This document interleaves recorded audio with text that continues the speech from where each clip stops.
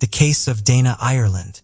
Dana Marie Ireland was born on December 12, 1968, in Fort Belvoir, Virginia, to John Ireland and Mary Louise Crank. She was the youngest daughter with an older sister, Sandra, who was 7 years her senior. In 1991, when Dana was 23, she visited her sister in Hawaii with her parents. On December 24th, Dana borrowed her sister's bike for a ride. However, she never returned. Her bike, shoe, and a clump of hair were later found on the side of the road, but Dana was nowhere to be seen. The condition of the bike suggested that Dana had been struck by a vehicle. The impact was severe, causing significant damage to the bike's wheels and steering wheel. Unfortunately, hopes that the driver who hit Dana had taken her to the hospital were short-lived. Tragically, Dana was found 5 miles from where her bike was discovered. She had suffered severe injuries to her body and head, and her lower body was exposed. The evidence suggested that Dana had not only been hit by a car, but had also been taken advantage of while she was vulnerable. Nurse Jerry Gallagher is haunted by a traumatic event that occurred on Christmas Eve 1991. A friend, Brian, arrived at her home on Satellite Road in a rural area 25 miles southeast of Hilo. He had found she, Dana Ireland, severely injured and in need of medical attention. Gallagher, who was licensed to provide care, accompanied Brian to the scene just a mile from her house. Upon arrival, she found Dana lying on the ground, naked from the waist down, with severe bruises on the inner sides of her legs. Gallagher attempted to administer first aid using a kit, but Dana's most critical injury was a severe head wound on the back of her skull. When Gallagher inquired about her identity, Dana's response was incoherent, seeming to utter the words, "Island." Gallagher then asked who was responsible for her condition, but Dana's answers remained unclear. Dana did, however, repeatedly request Gallagher to return her keys so she could drive home. Gallagher made an effort to keep her awake while awaiting further assistance. Due to the area's lack of phone services, significant delays occurred before an ambulance finally arrived more than 2 hours after the initial call for help. Moreover, further complications arose when the emergency services dispatcher mistakenly relayed the wrong location for the incident. These factors collectively resulted in an additional 34-minute delay for Dana to receive the medical attention she required. Gallagher had considered driving Dana to the hospital himself, but she was worried that moving her could cause further injury. She has since struggled with the decision and the fact that it took so long for help to arrive. An ambulance finally brought Dana to Hilo Hospital at 7:56 p.m. Unbeknownst to her parents, John and Mary Louise, who were searching for her, Dana was the injured woman being treated at the hospital. They had found her damaged bicycle by the side of the road and were trying to locate her. At the time, Mary thought someone had hit Dana and taken her to the hospital. John stayed near the bike while Mary and their eldest daughter Sandra went to the hospital to look for Dana. When the ambulance arrived with Dana, Mary and Sandra were already there. Despite the doctor's best efforts, they were unable to save Dana. She was pronounced dead at 12:25 a.m. due to severe injuries sustained in a motor vehicle accident, including blood loss and trauma to her head, pelvis, and abdomen. Dana's family was shocked by her death, which permanently altered their lives. Before we dive in, don't forget to subscribe to our new channel, where we uncover captivating and chilling cold cases that will keep you on the edge of your seat. You won't want to miss the twists and turns we have in store. Let's continue. As time passed, they would face another challenge, a long and arduous search for suspects and subsequent trials. The police investigation was described by local newspapers as intense.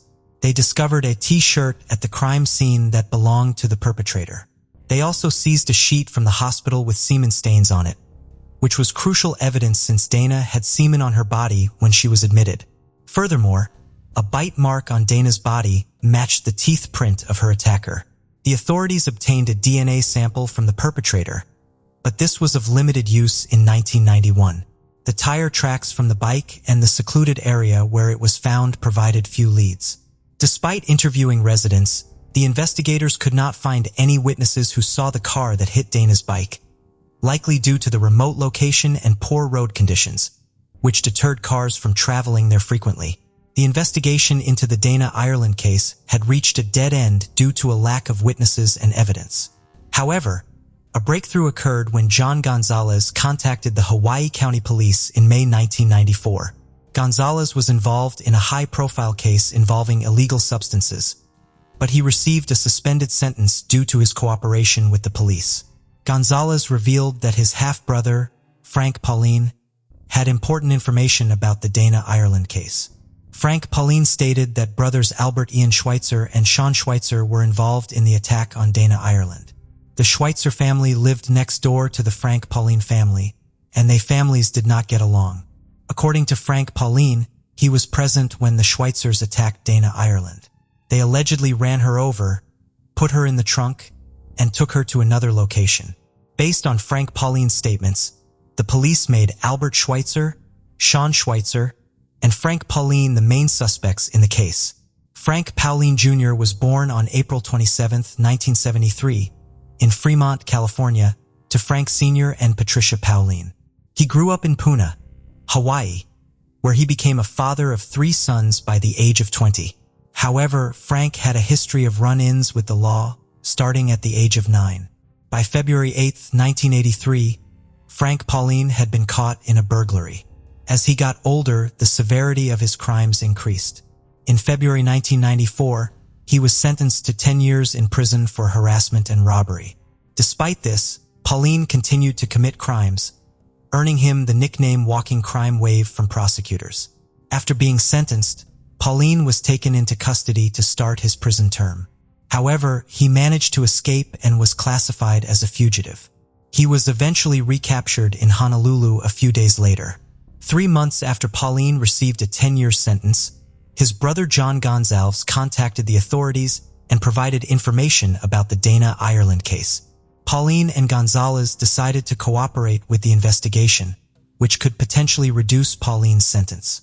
John Gonzalez was initially a questionable source of information, but after speaking with investigators, the case against him for illegal substances was closed, and he received a suspended sentence. Pauline claimed to have information about the Dana Ireland case and was interrogated by investigators from the Big Island. The 90-minute interrogation took place in Honolulu, where Pauline was in custody. During the interrogation, Pauline provided details about the attack on Dana Ireland and reconstructed the crime scene on the Big Island, showing detectives the locations he mentioned earlier. Pauline told detectives that on December 24, 1991, brothers Albert Ian and Sean Schweitzer picked him up at his home in a purple Volkswagen Beetle. Albert Ian was driving. Before they saw a woman on the side of the road, they stopped to take illegal substances. As they approached an intersection near Kapaho, they saw she standing on the side of the road. Pauline recalled Albert Ian pointing her out, saying, "Look at that girl," but they initially continued driving. Albert Ian then suggested turning the car around so he could talk to she. As they drove back, traveling at 40 to 45 miles per hour, Albert Ian failed to stop in time and accidentally hit Shay, later identified as Dana Ireland. After hitting Dana, the trio got out of the car, loaded her into the trunk, and continued driving. A short distance later, they stopped and removed Dana from the car. Despite being injured, she was still alive. Pauline claimed he did not assault Dana, unlike the Schweitzer brothers. However, he said something that had severe consequences. According to Pauline, Albert Ian insisted that he find a tire iron and hit Dana on the head to end her suffering. Pauline's initial statement to the police was written down and he signed it, confirming that he testified voluntarily, without coercion, threats, or influence from substances. He was later moved to the Maui Community Correctional Center for protection due to threats from fellow inmates. However, 2 years later, Pauline retracted his statement, claiming he fabricated his story at his stepbrother's request to avoid jail. He admitted he was not present during the attack but had information about those responsible.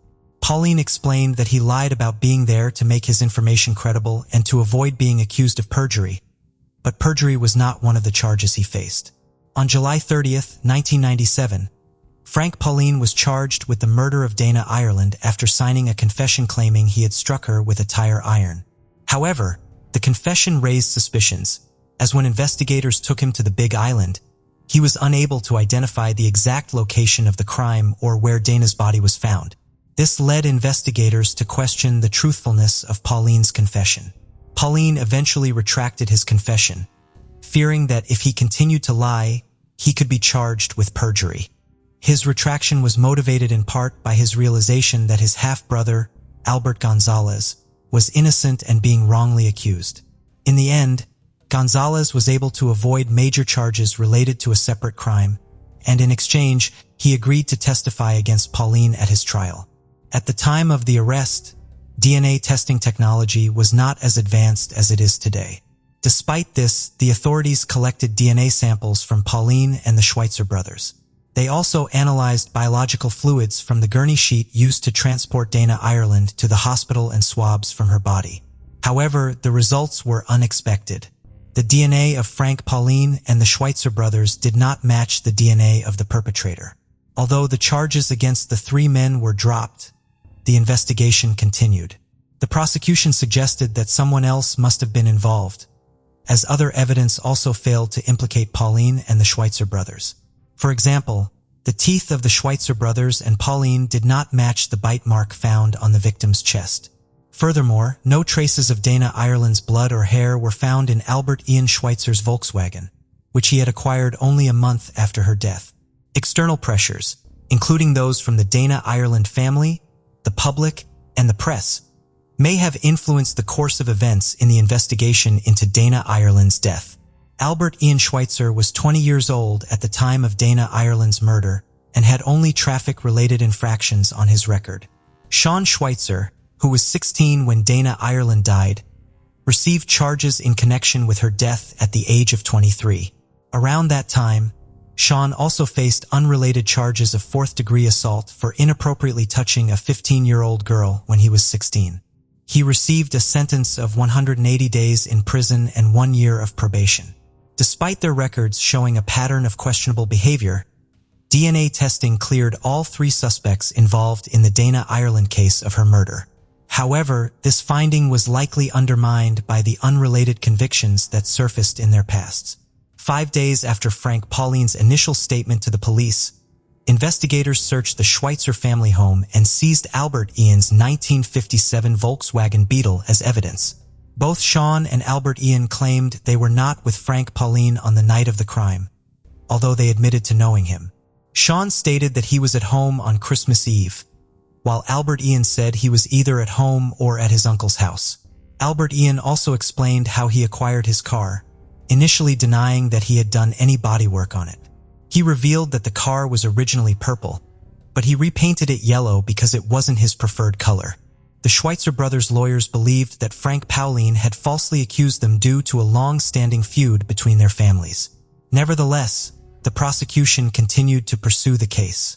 On May 5, 1999, just days before the statute of limitations expired for some of the crimes committed against Dana Ireland, the police received a statement from Michael Ortiz, a cellmate of the Schweitzers and an associate of Gonzalez. This new information was seen as a potential breakthrough in the case. During questioning by authorities, Michael Ortiz claimed that Albert Ian Schweitzer had confessed to his involvement in the crime. Based on this testimony, Frank Pauline and the Schweitzer brothers were recharged in connection with Dana Ireland's death just 2 weeks later. This development raised suspicions and distrust among the public, as the information had come from a questionable source and had been revealed just days before the statute of limitations was set to expire. Frank Pauline was the first to face trial. The proceedings were highly emotional.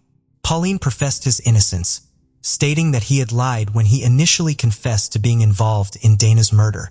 When taking the stand, Mary Ireland recounted receiving the devastating news about her daughter. She described the distressing scene: a bicycle on the road, a shoe, and a lock of hair. However, the witnesses who linked Pauline to the crime had checkered pasts and stood to gain from implicating him. Among those who benefited from Pauline being found guilty was his half-brother, Gonzalez, who became a witness for the prosecution. Witness William Chum, who also testified against Pauline, said Pauline confessed his involvement in this crime. However, when asked if he saw Pauline in the courtroom, he pointed to another person, although Frank Pauline was there. The jury also saw Dana Ireland's bike, shorts, top, underwear, and a Jimmy's t-shirt recovered from the scene. Not one of those items had DNA from Pauline or the Schweitzers. To get around the lack of scientific evidence, Deputy Prosecutor Lincoln Ashida insisted that the Jimmy's t-shirt covered in Dana Ireland's blood belonged to Pauline. "We're not afraid of that evidence. We embrace it," Ashida said. Then, that same DNA technology works both ways for the defense and the prosecution. Pauline's lawyer protested, saying the t-shirt wasn't even Frank's size. Nevertheless, the jury found that the evidence and assumptions presented at the trial were enough to convict Pauline. Pauline's guilty verdict and 180-year sentence were handed down despite forensic evidence proving his confession was false. The next trial was that of Albert Ian Schweitzer, who knew about Pauline's sentence and was surprised when prosecutors offered him a plea deal. Given the lack of physical evidence, Albert Ian Schweitzer rejected the offer, maintaining his innocence. The prosecutor claimed Schweitzer's Volkswagen Beetle was involved in the crime, but several facts contradicted this assertion. Witnesses in the area where Dana was found reported seeing a pickup truck, not the Beetle, and forensic analysis of Schweitzer's car turned up no evidence linking it to the crime. Furthermore, Schweitzer only became the official owner of the Volkswagen in January 1992. Albert Ian Schweitzer was sentenced to 130 years in prison based on the testimony of Michael Ortiz, who claimed Albert Ian had confessed to the crime and evidence of scratches on Albert Ian's car bumper. After seeing his brother convicted, Sean Schweitzer initially wanted to prove his innocence, but eventually decided to take a plea deal due to concerns about the justice system failing him again. As part of his agreement with the prosecutor's office, Sean Schweitzer was required to testify against his brother and Frank Pauline, who were accused of playing a role in Dana Ireland's death. He was also required to take a polygraph test to prove his honesty. The polygraph test was administered on March 24, 2000, by an examiner from the State Attorney General's office. However, the test results showed that Sean was not truthful about his involvement in the crime. Despite this, he was still allowed to plead guilty to the lesser charges of kidnapping and involuntary deprivation of life. There was a discrepancy in the court records regarding the polygraph test results. Deputy Prosecutor Lincoln Ashida initially stated that Sean had failed the test, but later claimed that he had passed it. Sean was ultimately sentenced to 5 years probation, with credit for 18 months served. In an interview after his release, Sean stated that the decision to accept the plea deal was made by his family, who were concerned about the potential impact on his parents if both brothers were imprisoned. His brother, Albert Ian, who was later sentenced to 130 years in prison, recalled advising Sean to accept the deal to avoid serving life in prison, as imprisonment of both brothers might have been too stressful for their parents. Years later, Sean still feels remorseful for testifying against his brother and making a deal with the prosecutor. He and his family have struggled to move on from the case, and Sean has had a hard time finding a job due to the community's knowledge of the case. Community members made remarks about the case for years, causing Sean to experience disappointment and frustration. After being wrongfully convicted, Albert Ian Schweitzer and his family refused to give up the fight. In February 2005, Albert Ian applied to the Innocence Project, an organization dedicated to re-examining convictions using new evidence and investigative techniques. The case eventually gained momentum in 2010 when students from the University of Hawaii, lawyers, and professors started reinvestigating the old files from the Dana Ireland case. Local prosecutors authorized the investigation, which has spanned several years. Throughout this process, efforts continued to deliver the desired outcome, justice for Albert Ian. The goal was to rectify a miscarriage of justice and bring about restitution. The investigation's findings and the subsequent actions taken will bring truth and closure to the matter. Ultimately, the hope is that justice will prevail and the issue will be laid to rest. Years passed and Mary Louise Ireland, Dana's mother, eventually passed away on her 90th birthday in February 2016. Meanwhile, Linda battled breast cancer, which made it difficult for her to visit her son, Albert Ian. When Linda finally had the chance to see Albert Ian for the very last time, she was heartbroken. During this emotionally charged visit, Albert Ian expressed a final wish to his mother. He didn't want her to leave him, and the thought of saying goodbye was unbearable. He had always found it hard to see the people he loved leave, especially after losing his grandmother. Albert Ian confided in his mother that it was his greatest fear, losing those closest to him, and that he never wanted to have to say goodbye to her again. A DNA expert, Nancy Dinh, testified at the trial after retesting evidence using advanced methods that were not available during the original trials. She explained that technology has improved significantly since February, allowing for the detection of details that were previously invisible.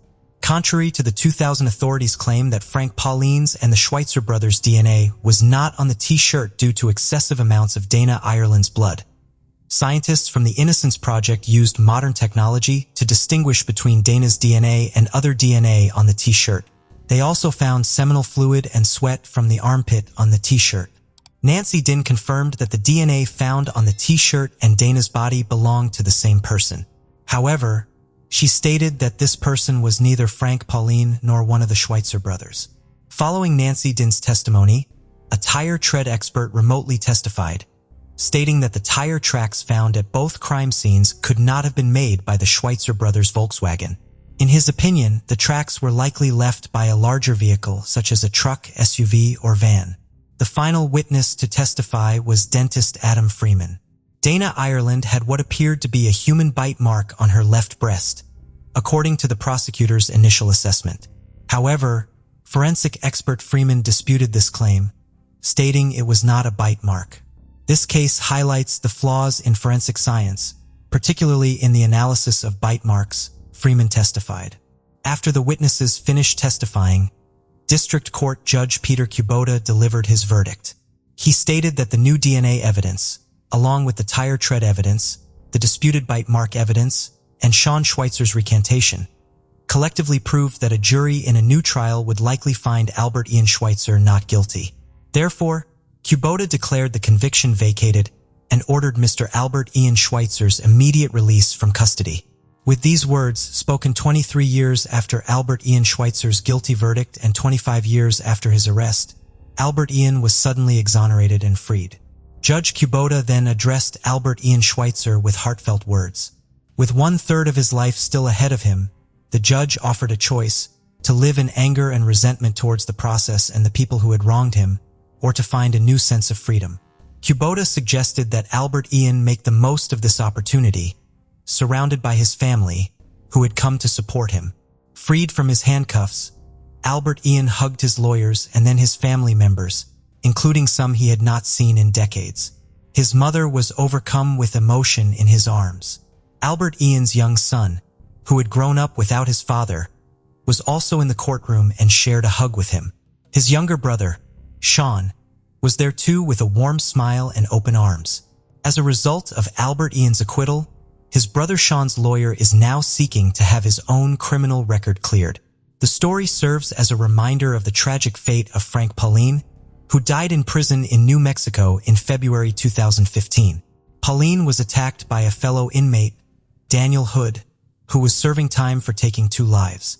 On April 27, 2015, Hood attacked Pauline in the recreation yard at the Southern New Mexico Correctional Facility, striking him 3 times on the back of the head with a rock. The motive behind the attack was Hood's belief that Pauline was a snitch. Despite efforts by the medical staff, Pauline could not be saved. In response, his family's lawyer plans to file a petition for his posthumous rehabilitation. Albert Ian Schweitzer finds the transition from prison life to freedom extremely difficult. He shares that adjusting to life outside of prison has been more challenging than he anticipated. Most days are a struggle with anxiety. While Albert Ian may be eligible for compensation for wrongful imprisonment, which could award him $50,000 for each year spent in prison, the process is not straightforward.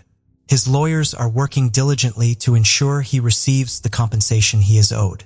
The Dana Ireland case remains unsolved 3 decades later, but investigators are hopeful that advances in DNA testing and genealogy will help them identify the person responsible for destroying the Dana family's life.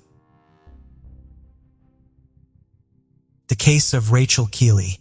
Rachel was the eldest of 4 children born to John and Rose Kiely. The family consisted of 3 girls and 1 boy, and they were members of the Jehovah's Witness community. They lived in the Inishmore housing estate, which is located near the entrance to the regional park. Rachel was highly involved in her local congregation and devoted to her faith. After completing her education at Ballinchalig Community School, she pursued a career as a beautician. This was a deliberate choice as it would allow her more time to engage in missionary work with the local Jehovah's Witness community. In the February, Rachel took a trip with one of her sisters to work as an au pair, but she soon returned home.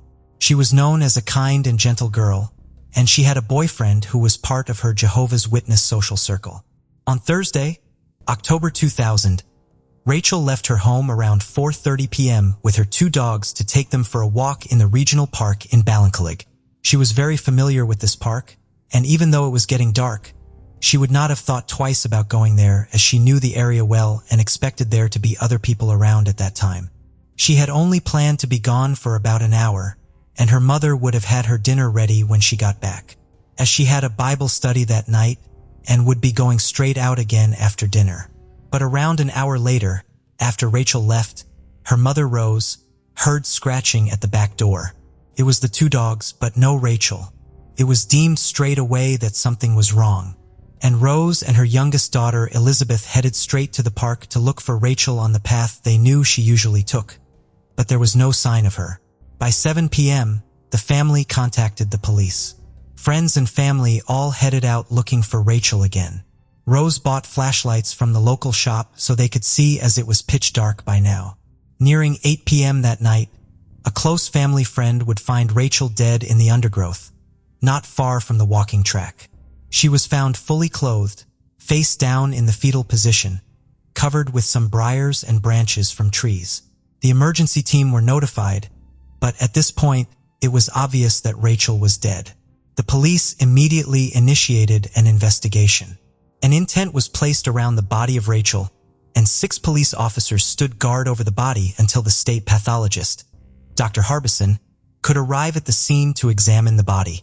Rachel's mother would later say in interviews that this gave her great comfort, knowing that her daughter was not alone and that she was protected in death even if they couldn't protect her in life. When Dr. Harbison arrived, he spent 3 hours examining the scene. Door-to-door inquiries were started straight away at houses nearest to the park. Rachel had last been seen in the park at 5:15 p.m. She was later buried at St. Oliver's Cemetery in Mahon County, Cork, on the October 28th. Police put out an appeal to people who might have been in the regional park that evening and might provide valuable leads in the case to help determine who had attacked Rachel. Dr. Harbison, the state pathologist, completed a preliminary examination of Rachel's body and determined that she had died from asphyxiation, but needed to do a further examination to determine exactly how she died, whether by smothering or strangulation. Police were also trying to determine the reason behind the attack. Was it a robbery or a sexual assault? Rachel was found fully clothed, but her clothes seemed to have been tampered with. Police politely questioned known sex offenders and locals, and they also wanted to speak with an elderly man and some teenage girls seen in the area at the time of the killing.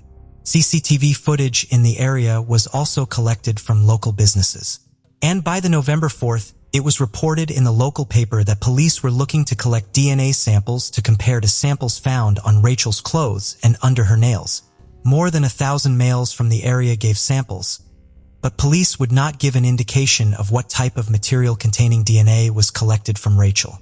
On Friday, November 2000, news broke that someone had been arrested for questioning in relation to Rachel's death. It was the arrest of a 16-year-old male who was brought to Garda Station in Cork and questioned that night. The teen appeared before a special sitting of the Cork District Court and was charged with the murder and rape of Rachel. He couldn't be named as he was a minor, but it was said that he was from the Ballincollig area. He was remanded at St. Patrick's Juvenile Centre in Dublin. The trial began on May 1, 2000 at the Central Criminal Court in Dublin. Rose Kiely, Rachel's mother, was the first to take the stand. She had told how the dogs had returned to their home an hour after Rachel left to take them for a walk. She said that her youngest daughter, Elizabeth, and she had gone out to search the park for her daughter around 6 p.m., and they called out for Rachel.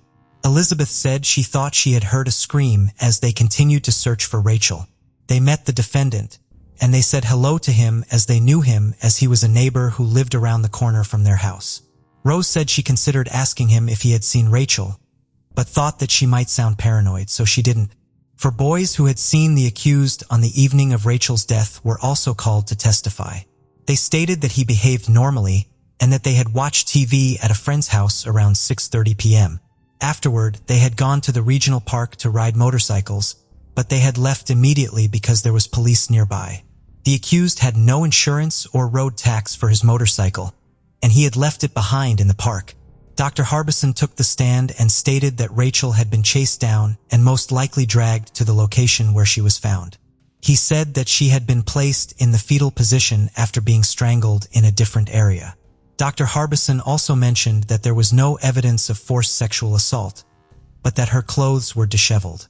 The police told the court that the accused had provided a hair and saliva sample, but refused to give a blood sample as he was afraid of needles.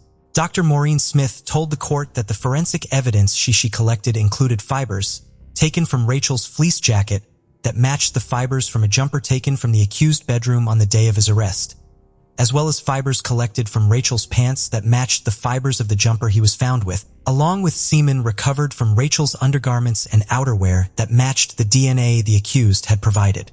Dr. Smith's evidence was lengthy, and there were concerns that one of the jurors had fallen asleep during her cross-examination. But the court had assurances that this was not the case, and so the trial continued.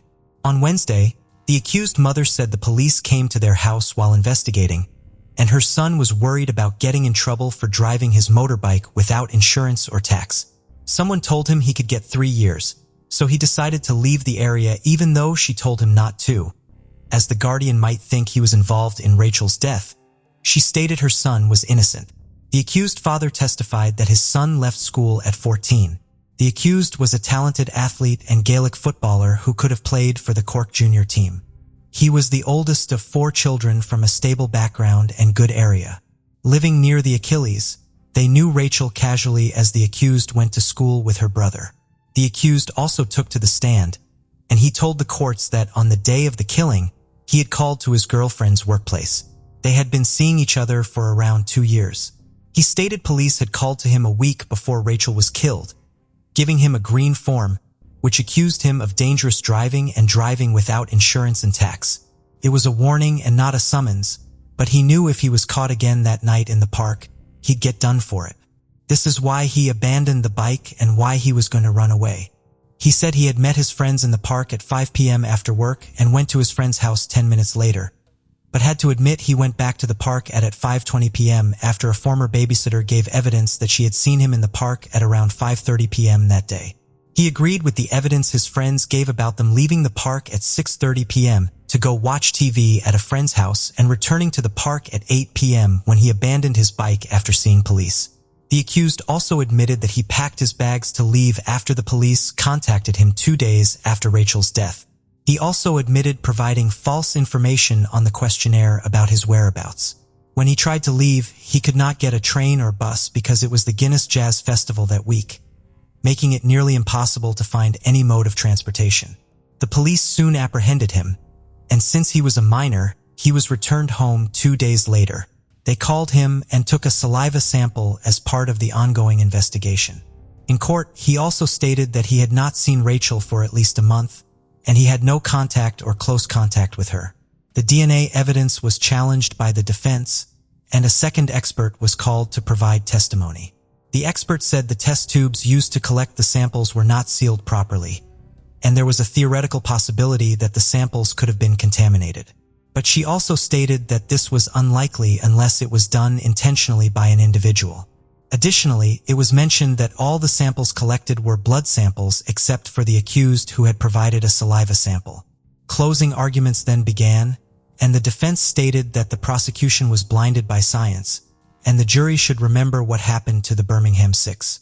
Anyone not familiar with this case should definitely look into it. And it was possible for forensic evidence and DNA to be incorrect and misleading. The prosecution said that the accused parents had lied in the witness box to protect their son and were helping him to leave the country to go stay with his uncle in the UK and not to visit a girl he knew in Kilkenny. The uncle had moved from Ireland 2 years earlier after being convicted of a serious crime and served a prison sentence for it.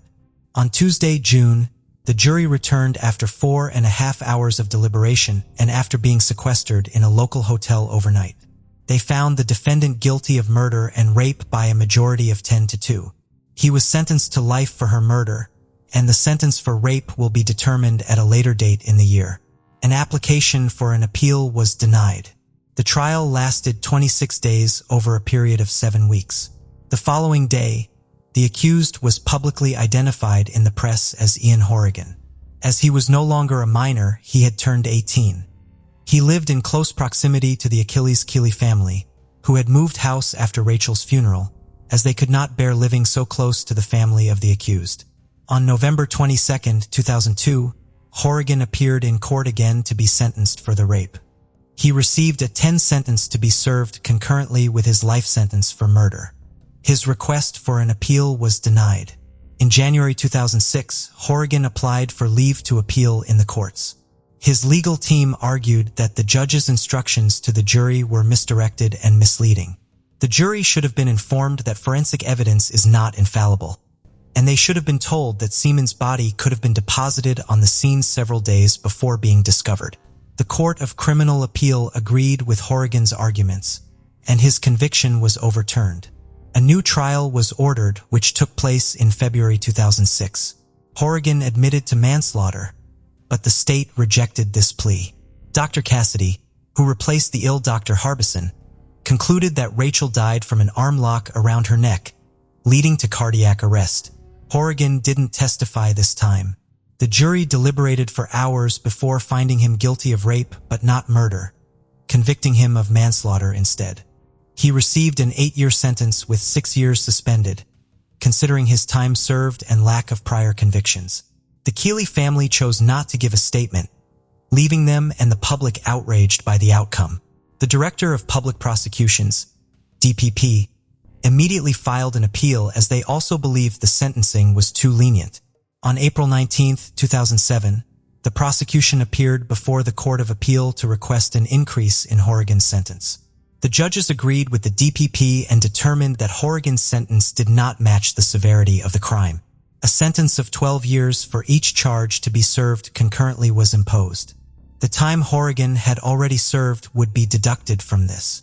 This meant that Horrigan would not be released until February 2010 at the latest, requiring him to serve an additional 3 years. The Kiely family were relieved with the sentencing, as Horrigan was placed on the sex offenders list. However, his criminal history continued. In February 2007, he was charged with armed robbery while out on bail for Rachel's killing. He attacked an elderly couple, stole 1,500 euros, and escaped in their son's car. Horrigan initially denied the charges, but was found guilty. However, his conviction was overturned due to issues with the search warrant, leading to a retrial where he pleaded guilty to robbery and theft, receiving a 4-year sentence. In March 2013, it was reported that Horrigan was involved in a violent incident while in Whitfield prison. He had beaten up Jared London of the notorious McCarthy-Dundon gang, and he had beaten him to a pulp. Horrigan had attacked London in retaliation for an attack by Dundon on a friend of his. Sources from the prison told newspapers that Horrigan was a head case and that he was moved out of the prison for his own safety. Ironically, only a few months later, Horrigan would be released from prison after serving his time for the robbery.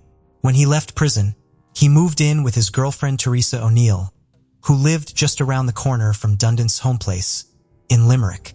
Teresa's brother, a convicted rapist, Thomas O'Neill, was involved in the Great Low Woods gang rape in County Clare in February 2004.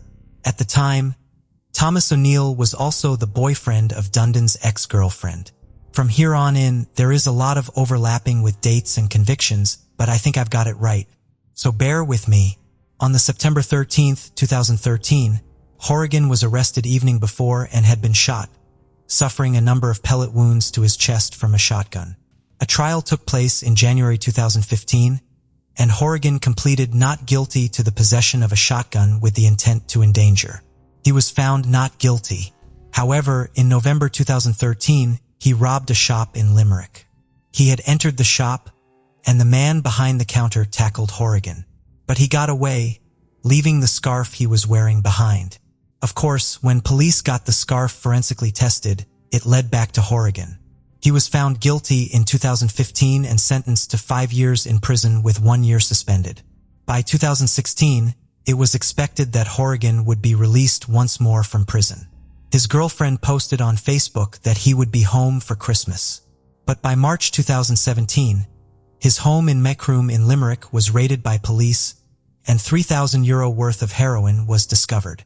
6 months later, a shop in Mallow, County Cork was robbed at knife point with nearly €1,400 taken. Within 4 weeks of that robbery, the media reported that Horrigan had gone on the run. He fled to the UK, and police launched a manhunt because he was on the sex offenders list. He was in breach of his conditions, and police had to know where he lived at all times. In June of 2018, Horrigan appeared in court again and admitted to the drugs found in his home. He was sentenced to 2 years and 6 months, with the 6 months suspended.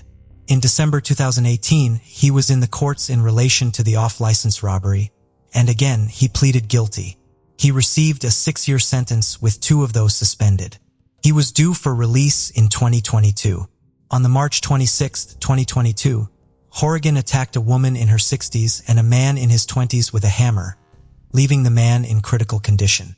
He was charged with 4 offenses against the state and remanded in prison.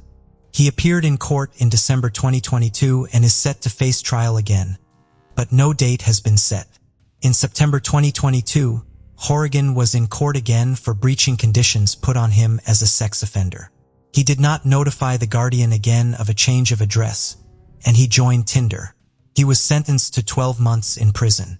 Rachel's parents have stated that they don't care how long Horrigan spends in prison as it won't bring back their Rachel. This was not aimed towards Horrigan's other victims, but Horrigan himself. If the justice system didn't always work within these outdated laws, and if the judges had power of discretion, a lot of people would be saved from criminals like this. Horrigan is only 38 years old and has a long life ahead to cause mayhem in this country. Where will it end, and how many more victims will there be? The case of the Hawks couple. Thomas and Jackie Hawks set out on a journey that would lead them straight into the grasp of tragedy. Unaware, they made the decision to sell their prized possession, their luxurious yacht, which would plunge them into a dark abyss. Imagine the sun glistening on the calm waters, a final voyage on their treasured vessel, and a potential buyer about to finalize the deal. As the sails billowed in the wind and the waves murmured their secrets, the Hawks ventured into the unknown, oblivious that this very journey would become their eternal shroud. Thomas Hawks and his brother Jim Hawks grew up on a farm in the heart of California. They shared a passion for surfing the rolling waves and navigating the vast open sea. However, life's twists and turns saw Thomas answering the call of duty, trading the embrace of the ocean, and joining the military. He even ventured into the harsh battlegrounds of the Vietnam War, leaving his mark as a veteran. Despite this, his resilience never wavered, and he transitioned into the realm of justice, becoming a dedicated probation officer. Meanwhile, Jim's path led him into the uniform of a police officer, eventually rising to the esteemed position of police chief. Service and duty ran deep in their veins. Thomas was a dedicated bodybuilder. He had sculpted his body, a testament to his unwavering commitment to physical strength. His impressive physique was a symbol of his indomitable will. Life took its course, and Thomas married, bringing 2 sons, Ryan and Matthew, into the world. However, like the changing tides, the journey of their relationship faced unexpected turns, and they ultimately ended up divorcing. Thomas found himself in Prescott, Arizona, starting a new chapter in his life. His sons followed, drawn to their father in this new land. Then, in an unexpected but positive twist of fate, Thomas crossed paths with Jackie. They fell in love, and their hearts entwined, sparking a love that burned brighter than the Arizona sun. However, Jackie carried scars not of the heart, but of life's cruelty, as a past accident had left her unable to bear children of her own. Yet, her love knew no bounds, as she embraced Thomas's sons as her own flesh and blood. This couple had always faced life's demands with unwavering determination. They toiled ceaselessly, their dreams woven into their hearts. Their aspiration to own a vessel, a testament to their hard-earned rewards, became a reality as they bought themselves a 55-foot yacht. They named it Well-Deserved, a name their loved ones deemed as a fitting and well-deserved reward for their unyielding work ethic. They took the vessel to the next level by equipping it with the most advanced technology. With retirement's golden years ahead, Thomas and Jackie set sail along the picturesque West Coast. Mexico's exotic shores, California's rugged coastline, and Catalina Island's enchanting beauty became their playground for the following 2 years. They were without a doubt living the dream they had so ardently envisioned. Life being an ever-evolving story, new chapters beckoned. One of Thomas's sons began a family of his own with the promise of a grandchild on the horizon. Anticipation filled their hearts, the prospect of becoming grandparents, a beacon of joy. Thomas and Jackie then considered the idea of returning to Arizona to be close to their expanding family, and so they made the difficult decision to part with their beloved boat. They decided to sell it in Newport Beach, California, little knowing that this decision would thrust them into the maze of fate, leading to a tragedy they could never have anticipated. The dreams they had so faithfully pursued would take an unexpected and heart-rending turn. In November 2004, they listed their well-deserved yacht for sale at $435,000 through an advertisement in a magazine, choosing to bypass the conventional broker route to save on hefty commissions. With the high price tag for their beloved yacht, which was valued near $500,000, they were confident that the vessel's well-maintained condition would attract eager buyers.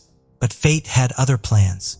The first person who responded to their advertisement was not who they had expected.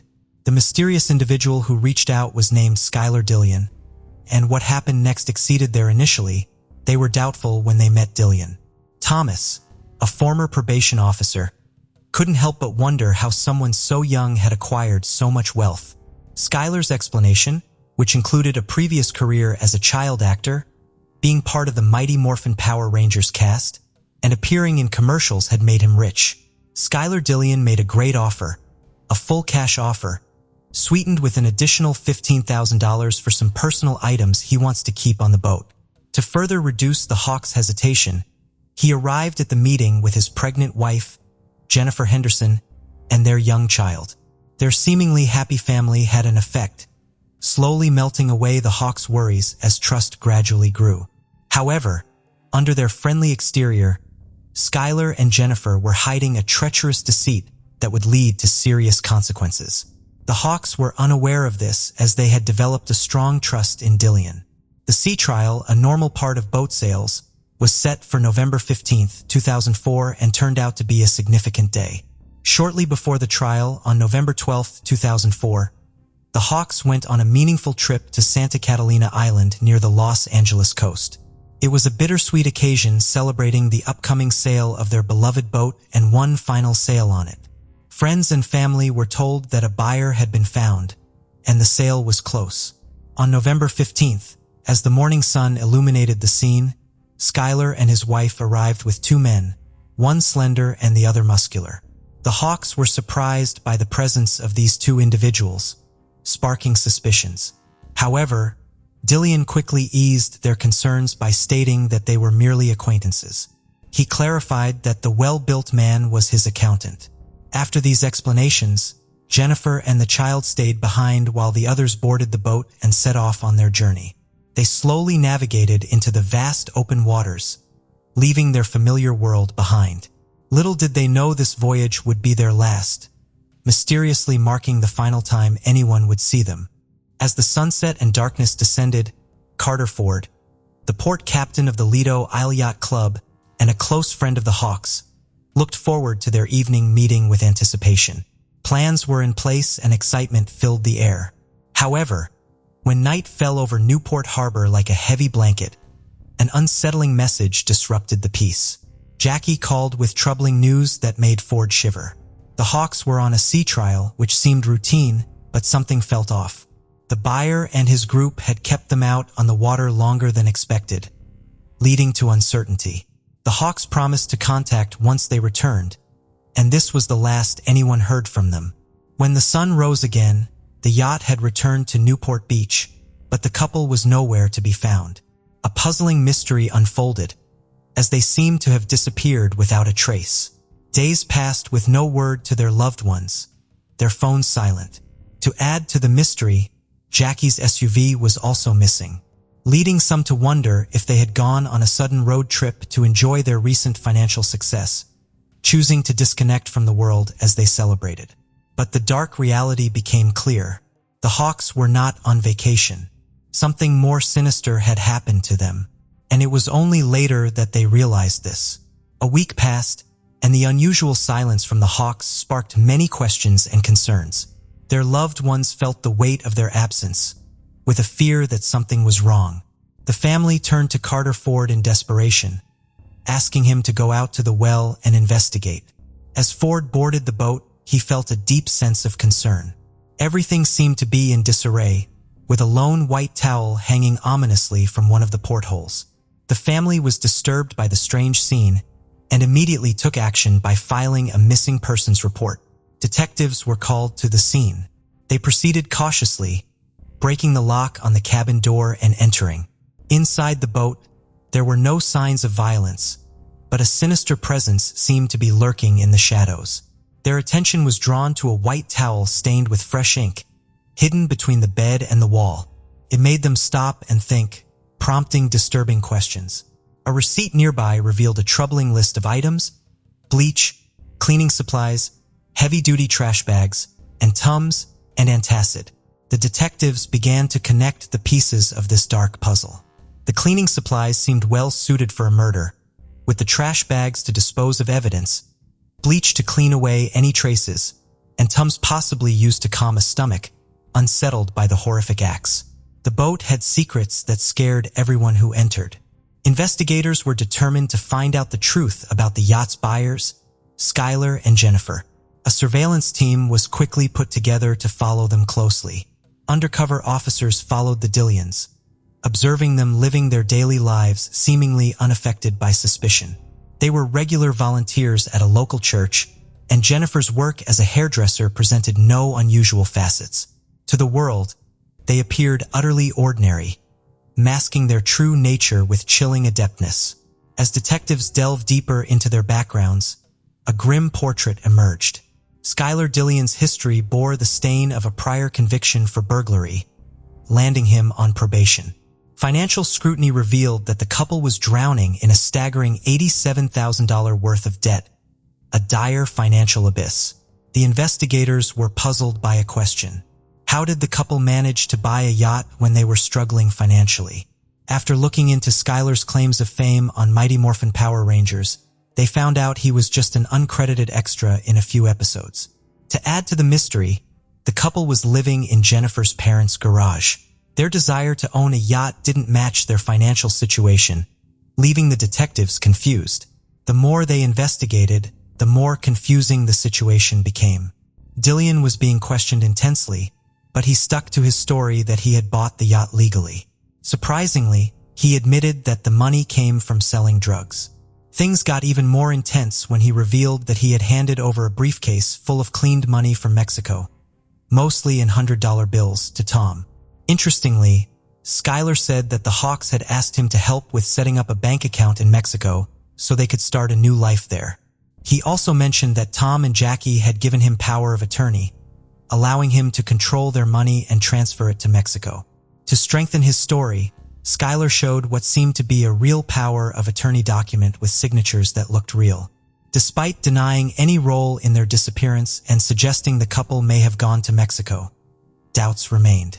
Cell phone records showed the Hawks' phones were near the Mexican border the day after the sea trial with Skylar.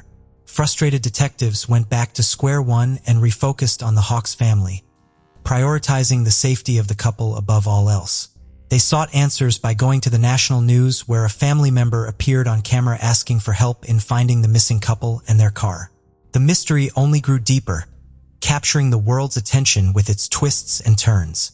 An American citizen in Mexico called in, sparking action in the investigation. He had seen the car they were looking for on the news, and it was right in front of him. Authorities went to a house near Ensenada in Mexico and found the Hawks' car. Despite the Hawks been missing for over a month and the fear of something bad happening, there was hope that this could be them. There was a glimmer of optimism. Maybe this was the breakthrough they needed. A Mexican federal agent knocked on the door leading the way. The names Skylar, Dillian, and Jennifer came up in the Spanish conversation. The man at the door had a chilling connection. He was an old surfing buddy of Skylar. He casually mentioned that Skylar had given him the car, and then Jennifer, his pregnant wife, had driven him back to the U.S. The detectives quickly collected samples from inside the car and found Skylar's DNA on a heater knob, a signal and struggling to solve the mystery. Armed with the unsettling revelation, the investigators received a tip that Skylar was going to flee.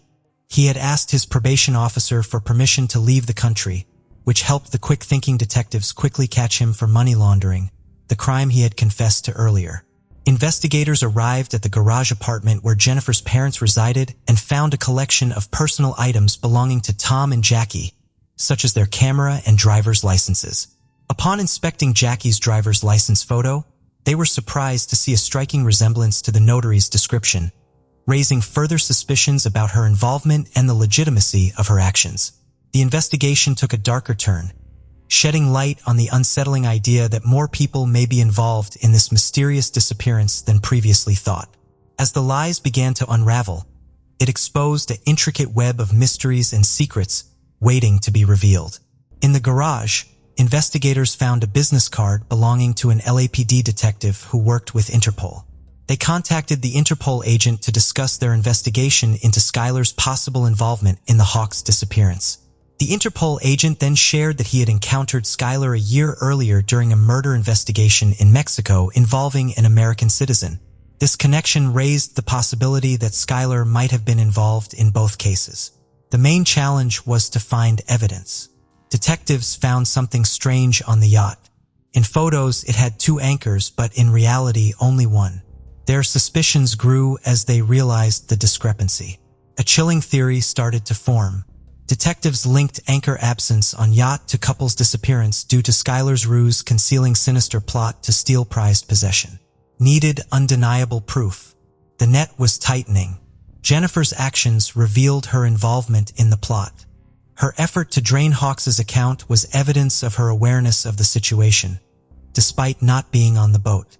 But at a crucial moment, detectives identified a name in the power of attorney papers. A name that would shift the course in solving this puzzling case. The name belonged to a man who had witnessed the significant transaction, a man named Alonso.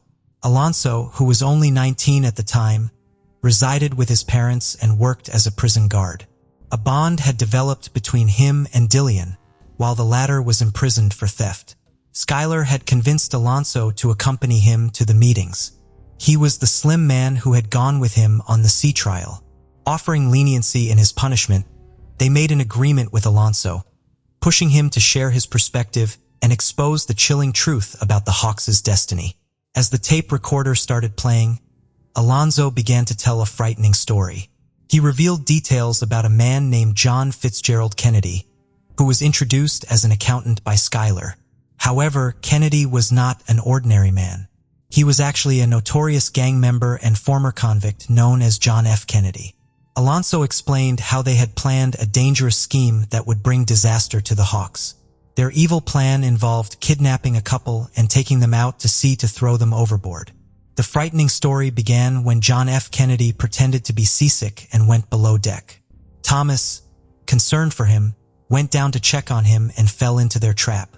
Skylar followed, and together they attacked Thomas. Amidst the chaos, Jackie asked worried questions.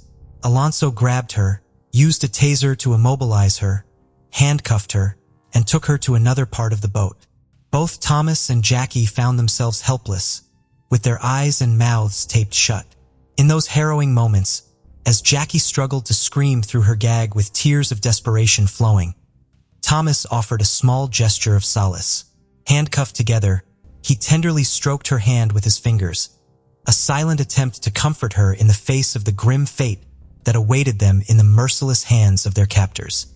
The grim saga continued as they were taken into the kitchen area where the power of attorney awaited their reluctant signatures. The chilling ultimatum hung in the air like a death knell. cooperate, and perhaps they would be spared, or resist, and death would be their fate. The boat steered into the haunting depths of the ocean near Catalina Island, a place once filled with cherished memories for Tom and Jackie. On the deck of the vessel, they were bound together with a rope, a ghastly prelude to the impending horror. Dillian then disengaged one of the anchors from the boat's bow as he dragged the chain along, the dreadful sound echoing in their ears. They had heard that sound countless times before, but this time it signaled their inexorable doom. Jackie's pleas for her life were heartbreaking, as she yearned to see her grandchild and believed she was too young to die. Tom assured her they would be together as they faced the cruel reality being cast overboard into the Pacific Ocean. They were pushed from their vessel, dragged down by the anchor, disappearing into the depths. Unfortunately, their bodies were never found, shrouding their fate in mystery. After completing their evil deed, Skylar began a cruel mission to eliminate any evidence of the Hawks' presence. He collected their precious belongings, including photographs, and heartlessly threw them into the deep ocean where their memories faded away, abandoned without any regret. With all traces of the couple gone, Dillian and John F. Kennedy tried to return to a sense of normalcy as they sailed back to Newport Harbor, relaxing and fishing as if the recent events were just a disturbing illusion. Justice caught up with Skylar, Dillian, John F. Kennedy, and Alonzo McShane as they faced 2 counts of first-degree murder. Jennifer Henderson defended her husband's innocence while facing her own reckoning, as she too was charged with 2 counts of murder. Her involvement in the gruesome act was revealed, laying bare her complicity. The chilling murders were driven by a strong desire for money.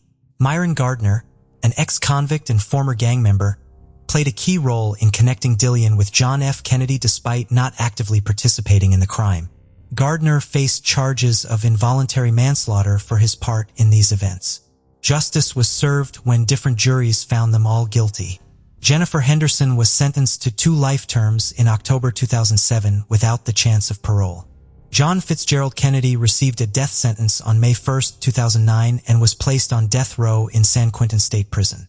Alonzo McShane testified against the others, pleaded guilty, and received a lighter sentence on June 15, 2009, 20 years and 4 months in prison with the chance of parole in September 2021.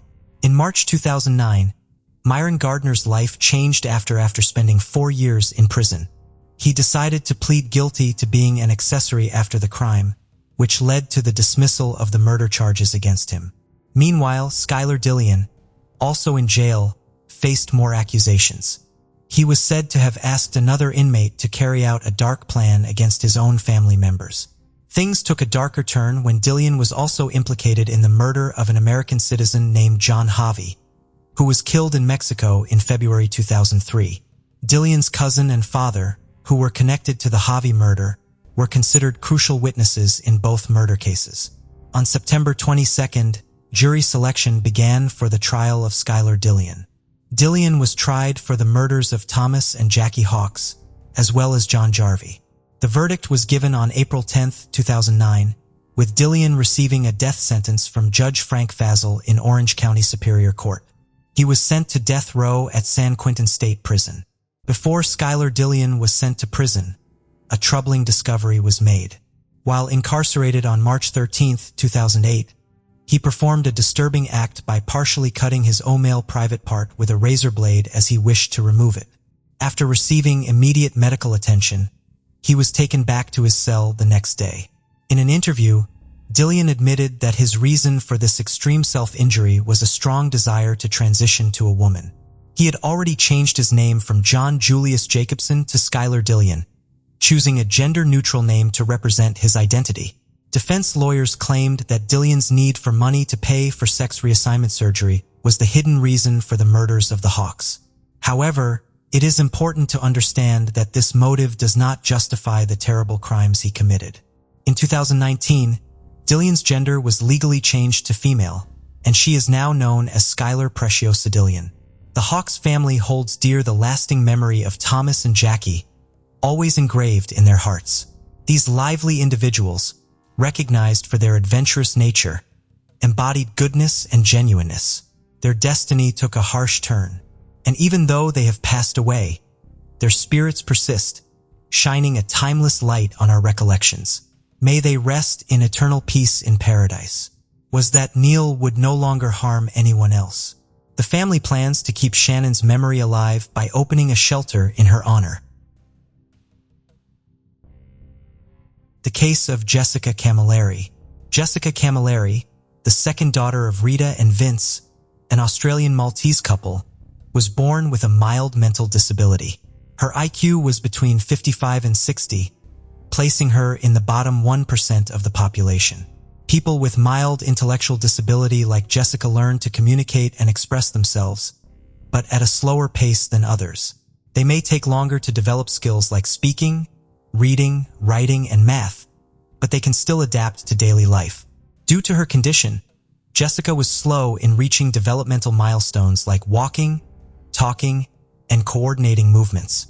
She started school much later than her peers, which made her a target for teasing, discomfort, and bullying from her classmates for being different. As a result, Jessica developed stress, anxiety, and anger, particularly towards females. She also struggled with intermittent explosive disorder characterized by sudden repeated outbursts of impulsive, aggressive, and violent behavior, as well as angry verbal eruptions that were disproportionate to the situation. At school, Jessica exhibited aggressive behavior towards both students and teachers, including a notable incident where she punched a male student and refused to release her grip, leading to her indefinite suspension and subsequent confinement at home under the care of her mother, Rita, who received a disability pension to support her.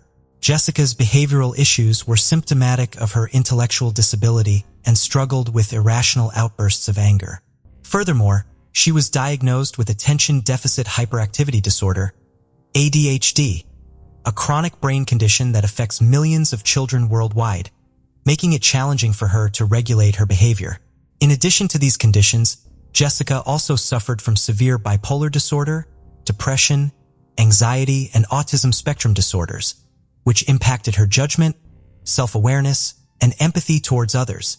She had obsessive tendencies such as fixating on her 3 favorite numbers, 2, 3, and 5, each of which she associated with a specific color, yellow, green, and purple, respectively. Jessica would often repeat these numbers to generate random phone numbers, which she would then use to call and talk to men. In one instance, starting in 2018, she began harassing the staff of a meat company in Daylesford, England, even going so far as to threaten the owner's family, claiming she would decapitate them with a chainsaw. Jessica had a persistent fascination with horror movies, particularly the Texas Chainsaw Massacre. She would spend hours rewatching disturbing videos, and this obsession often led to furious outbursts when her mother, Rita, tried to restrict her access to these films. Jessica and her mother lived together in a house in St. Clair, a suburb of Sydney, New South Wales, Australia. Jessica's father, Vince, had divorced Rita during her teenage years due to the strain their daughter's behavioral problems had put on their marriage. Jessica struggled with low self-esteem and a childish, naive outlook, but she also displayed strong narcissistic tendencies. Deep down, she felt she was one of a kind and entitled to special treatment due to her mental disability. This occasionally led her to be exploitative and egocentric. Despite this, Rita remained devoted to caring for her daughter, acknowledging her issues, but feeling a strong sense of responsibility to look after and protect her. Rita even went so far as to reach out and apologize to one of the recipients of Jessica's harassing phone calls, confessing that she was at a loss for how to manage her daughter's behavior. Jessica was very close to her mother, who dedicated her life to taking care of her and meeting all her needs. Instead of sending her to a psychiatric institution for full-time care, her mother chose to keep her at home. In fact, Rita's life revolved around Jessica. The tragic event of July 20th, 2019 was not a standalone incident. In the 6 years leading up to it, Jessica had been convicted twice for assaults that caused actual bodily harm. She had also physically attacked her aunt and her sister's mother-in-law by pulling their hair. But she avoided jail time and was always placed in the care of her mother Rita, the one person who could tolerate her behavior. Jessica had also exhibited aggressive behavior towards women she encountered in the streets and shopping centers, lashing out at those she perceived as looking at her wrongly or making her feel ashamed. On one occasion, she was even barred from a doctor's office after becoming violent towards another patient in the waiting room due to paranoia.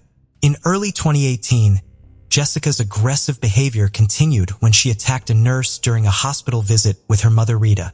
As a result, she was admitted to a mental health unit for 9 days to treat a severe episode of mood disorder. She was prescribed lithium for her supposed bipolar disorder along with antipsychotic medications.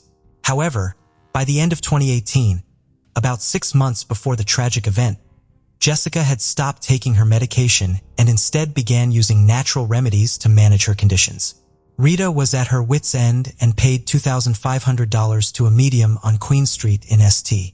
Mary's, a western suburb of Sydney, in a desperate bid to exorcise the demon she believed was possessing her daughter Jessica. Despite her family and friends warning her about the dangers of living with Jessica, Rita remained adamant that her daughter wouldn't hurt anyone. According to Christy, Jessica's older sister, their mother Rita had a heart of gold, always putting others before herself, including Jessica, who continually refused to seek professional help. Rita's sister often voiced her concerns that Jessica might harm her, recognizing Rita's unconditional love for her daughter. However, Rita's motherly love made her oblivious to these warnings, even on the day before the tragic attack, when she had to take Jessica to a police station due to her threatening calls to strangers. Jessica felt humiliated by her mom in a parking lot after visiting her sister due to a stranger's brief presence. Later, when her mom refused to order food from Red Rooster, Jessica called the restaurant 3 times. She then demanded her mom call a doctor, but Jessica's erratic behavior scared him off. At wit's end, Rita called an ambulance to take Jessica to a mental health facility. On the night of July 20th, 2019, Jessica's most severe episode of rage was about to unfold. In a brutal attack, Jessica dragged her 57-year-old mother Rita by the hair to the kitchen of their own home. There, she savagely attacked Rita with 7 meat cleavers, 4 of which broke under the force of her blows. In total, Jessica stabbed Rita over 100 times in the head and neck, driven by a morbid curiosity, fueled by her daily obsession with horror films. The autopsy revealed the full extent of Rita's injuries, which included massive trauma to her head and neck, and death by multiple stab wounds that resulted in decapitation at the second vertebrae in her upper neck. Furthermore, Rita's body showed over 90 defensive wounds, indicating that she was conscious for a significant part of the attack. Enduring extreme physical pain and emotional terror at the hands of her own daughter, whom she had lovingly cared for. Jessica's 4-year-old nephew, the son of her older sister Christy, was present during the attack. The boy had been in Rita's care for a few days due to Jessica's apparent improvement. However, he was forced to witness Jessica repeatedly stabbing his grandmother and ultimately decapitating her. When the boy tried to intervene, Jessica attacked him, causing a minor head injury. The traumatic scene was so disturbing that the young boy began vomiting in response. Jessica called the emergency number from her mother Rita's cell phone, confessing to her murder and claiming self-defense, stating that Rita had attacked her first.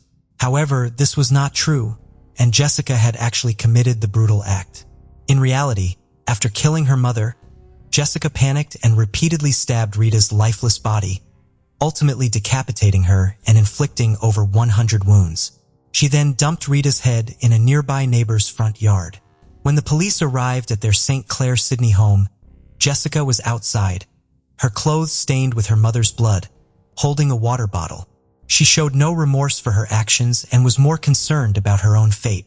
Jessica asked the police officers and detectives if it was possible to bring someone back to life after decapitation, believing in the possibility of medical miracles that could reattach her mother's head.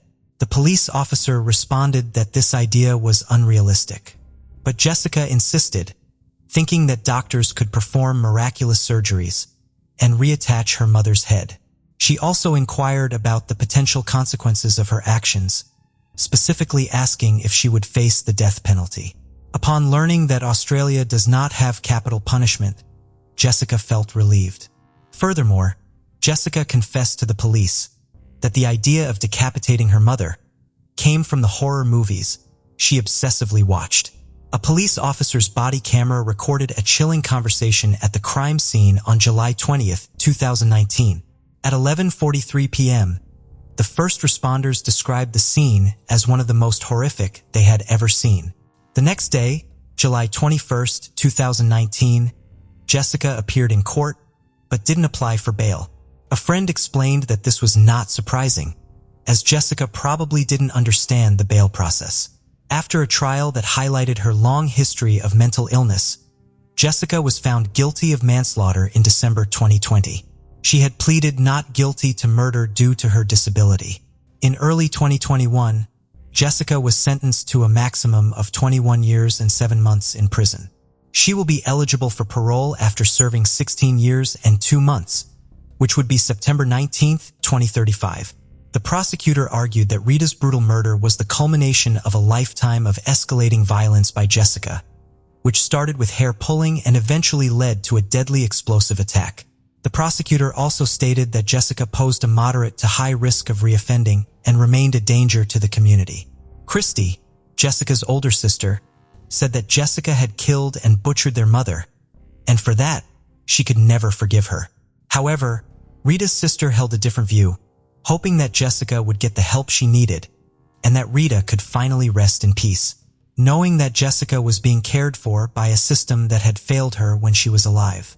The judge presiding over the case offered counseling services to the jury members, recognizing that the disturbing evidence they had heard could haunt them long after the trial.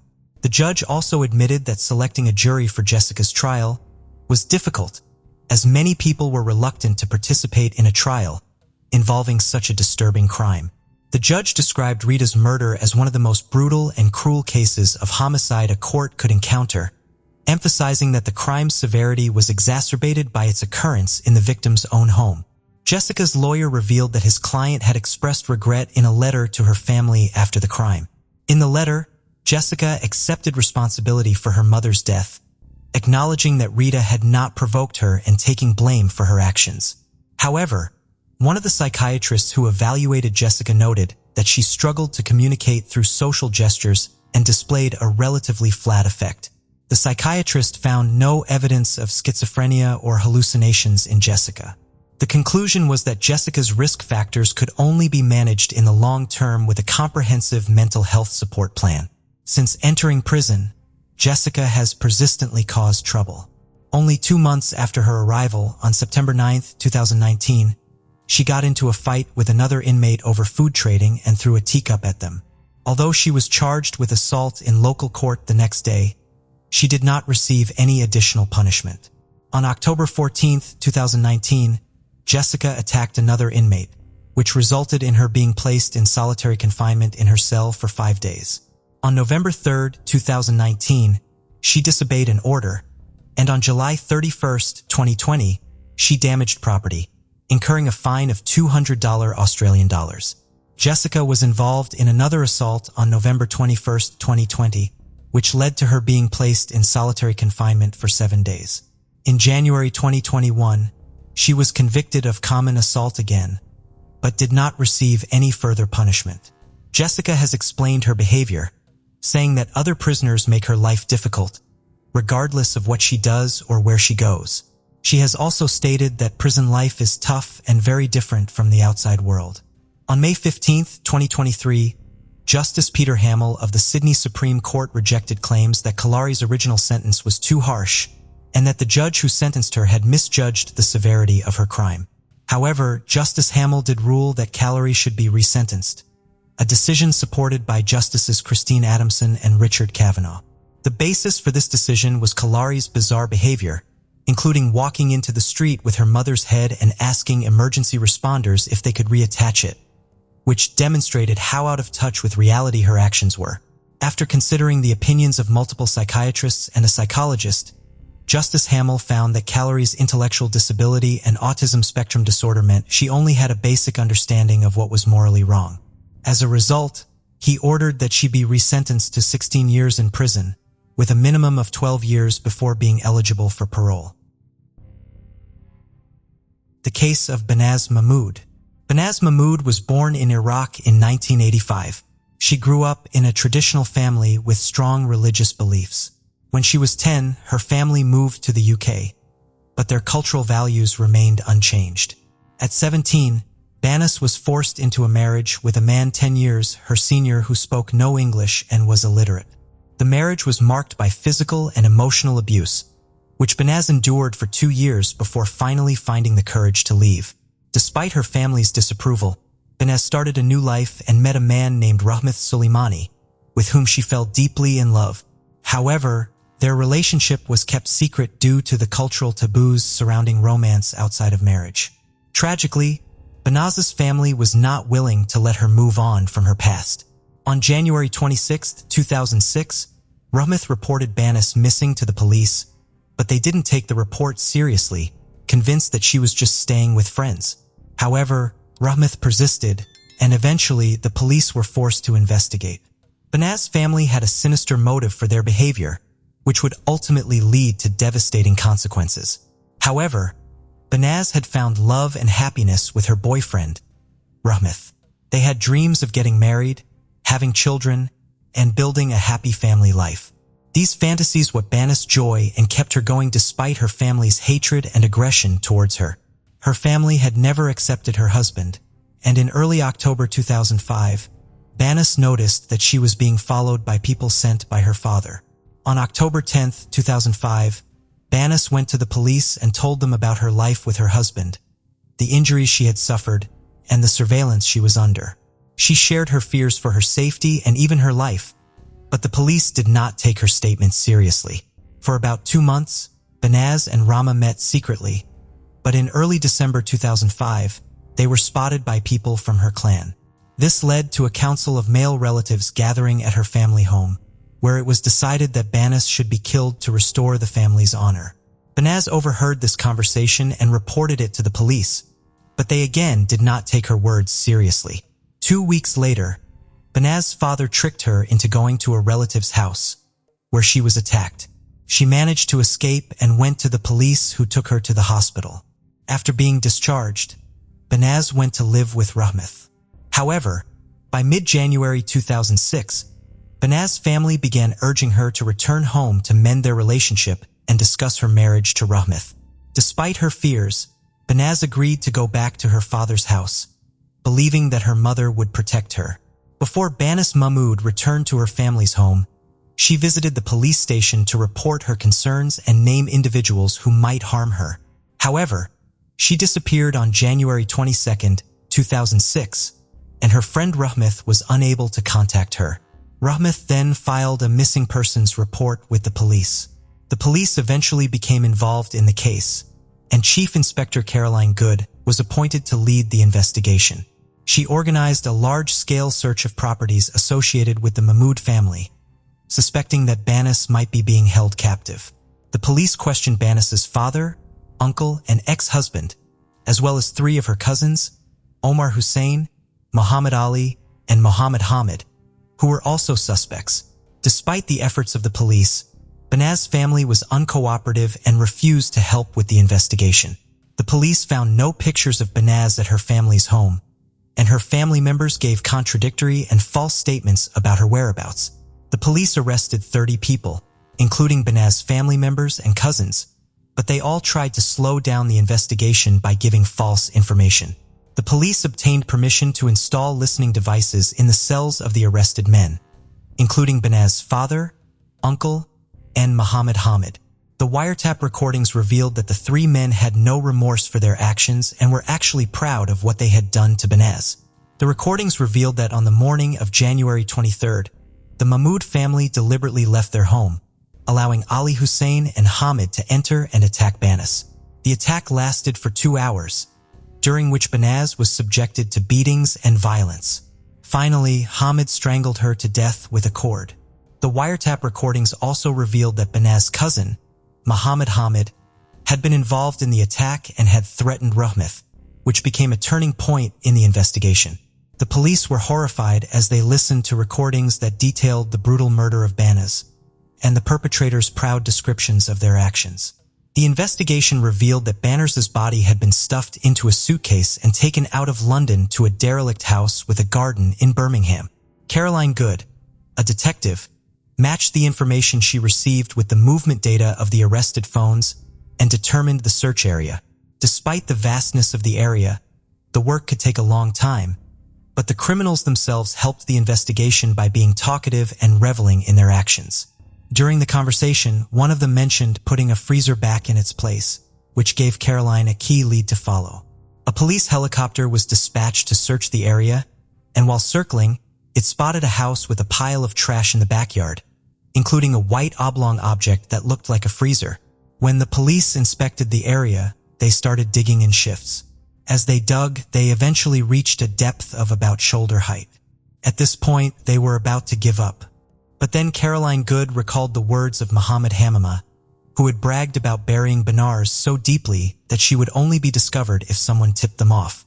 Caroline convinced the team to extend the search for one more day, and late in the evening of April 28, 2006, the suitcase was found. Banaz's remains were in extremely poor condition, and only dental records and DNA samples could be used to identify her. Her body was folded into a fetal position and hidden in a suitcase, buried under a freezer in the garden of a house in Birmingham. On May 1, 2006, the suspects were charged, but they showed no remorse and were convinced they had done the right thing. After the discovery of Banaz's remains, the police received a flood of people providing alibis for the suspects, claiming they were in public on the day of the alleged murder. In total, 50 people were involved in Banaz's death, and Caroline Good felt anger, disgust, and contempt for the men who participated in the murder. The case eventually went to trial in March 2007, and the prosecutor described the crime as a cold-blooded and heartless execution ordered by Banaz's father and uncle. In June 2007, a jury found all three guilty and sentenced them to life imprisonment with minimum terms ranging from 17 to 23 years. The judge condemned the crime as barbaric and heartless, saying that the father had put his status in society above the life of his own flesh and blood. Muhammad Ali was arrested in Iraq in April 2006 for a crime against a young woman named Banaz Mahmod. The London police worked to extradite him to the UK. In June 2009, Ali was extradited and eventually sentenced to life imprisonment with a minimum term of 21 years. The last of the 5 perpetrators, Omar Hussein, was hiding in the Iraqi countryside. In December 2009, he got into an argument with his brother and was shot in the leg. He was taken to the hospital where the police arrested him. Initially, Hussein denied being in London in February 2005, and therefore couldn't be involved in Banaz's death. However, UK Social Security records prove that he was receiving refugee benefits at the time, contradicting his claim. In March 2010, Hussein was extradited and later sentenced to life imprisonment. Donna Aman, who was in the house at the time of Banaz's murder, was sentenced to 8 years in prison for helping to dispose of the victim's body and obstructing justice. A recorded interview at the police station revealed her family's guilt. Banaz had tried to leave her abusive husband several times, but returned to try again at the insistence of her family. The police's indifference to her plight led to her death, which sparked significant changes in how honor killings are handled. An inquiry into police misconduct was launched, and 9 police officers were prosecuted for their inadequate response. 7 received reprimands and 2 were dismissed. Caroline Good, a determined detective, not only found Banaz's body, but also secured the conviction of her father and uncle, and brought back the escaped criminals from Iraq. Unfortunately, this wouldn't bring Banaz back to life or change the fact that her own relatives who should have protected her were responsible for her death. Banaz was buried in the Merton and Sutton Joint Cemetery in Morden. A memorial service was held on June 26, 2007 at the MN Auditorium, followed by a granite memorial headstone at her grave. Her family did not attend either service. The memorial was paid for by law enforcement officials working on the Banaz case and the women's rights organization. Ramat Soleimani, Banaz's boyfriend, remained in the UK under the Witness Protection Program, but never recovered from her death. In May 2016, 10 years after the crime, he hanged himself, marking his 3rd attempt to end his life. The extent of the problem with police handling of honor crimes is unknown due to the lack of recording requirements. However, estimates suggest that in February, there were 5,000 honor killings worldwide. And in 2010, over 20,800 cases of honor-based violence were reported in Iran and Kurdistan. These crimes typically involve women who are perceived to have brought shame to their families or communities. Most cases occur in South Asia or the Middle East, predominantly in Muslim communities. However, cases like that of 19-year-old Banaz Mahmod, a Kurdish woman living in Britain, highlight the tensions faced by immigrant communities as they struggle to adapt to changing lifestyles. Some groups estimate that thousands of honor crimes go unreported in minority communities in Britain, where women are often taken abroad and forced into marriage or harmed when their modern outlook on life conflicts with their traditional male communities. Banaz Mahmod, who was murdered in February 2006, is a tragic example of this. Her older sister Beal urges other women in similar situations not to be afraid to seek help before it's too late. Even today, Beal lives in fear for her life, hiding her identity behind a long black veil that covers her entire body and face, except for her eyes. The story of Banaz Mahmod is a stark reminder that women who try to escape or live a secret life are constantly in fear of being found and punished. The Metropolitan Police team that investigated Banaz's murder and brought those responsible to justice was awarded for their work in detective investigation. A crucial piece of evidence was a videotape that captured Banaz's nervous testimony, in which she described the violence and oppression she faced at the hands of her abusive husband and the intimidation she suffered from men on the street. She warned of her impending death due to the shame she had brought upon her family. Unfortunately, her warnings were ignored, and she was ultimately killed. The case of Laci Peterson. Laci Rocha was born on May 4, 1975 to Sharon and Dennis, but her parents divorced when she and her older brother Brent were still young. After the divorce, Laci's mother married Ron, a dairy farmer, who became a father figure to her and played a significant role in her upbringing. Laci was a cheerful and outgoing person with an infectious smile and bubbly nature. She loved talking to people and was always eager to engage in conversations, which made her a natural attention seeker. She thrived in social situations and was known for her ability to light up a room with her presence. Growing up on a dairy farm, Laci developed a strong connection with nature. She spent much of her childhood exploring the outdoors and enjoying the beauty that surrounded her. One of her favorite activities was gardening with her mother, which became a source of joy and fulfillment for both of them. Laci's love for gardening would later influence her interests and career choices as an adult. Laci was a cheerleader at Thomas Downey High School, which was a great fit for her outgoing and bubbly personality. She made a strong impression on her school and became the ideal cheerleader. After graduating, Laci attended California Polytechnic University, where she studied ornamental horticulture due to her interest in plants and wildlife. Laci frequently visited a friend who worked at a restaurant in Morro Bay. It was there that she met Scott Peterson, a co-worker of her friend. Laci was immediately attracted to Scott and was smitten. She took the initiative and gave Scott her phone number. Scott quickly reached out, and they surprisingly hit it off during their first conversation. Scott then asked Laci on their first date, a deep-sea fishing trip. However, things didn't go as planned for Laci, who ended up getting seasick. After a rocky start, Laci and Scott's relationship blossomed, and they eventually decided to live together. Before meeting Laci, Scott had aspirations to become a professional golfer, but as their relationship progressed, his focus shifted, and he chose to pursue a career in business instead. Laci graduated from Cal Poly in 1997, and Scott followed suit the next year. This milestone marked the beginning of a new era in their lives, full of promise and potential. On August 9, 1997, the couple tied the knot in Isla Valley, San Luis Obispo County. The beautiful resort setting provided a stunning backdrop for their special day. Surrounded by friends and family, they celebrated their love and solidified their commitment to each other.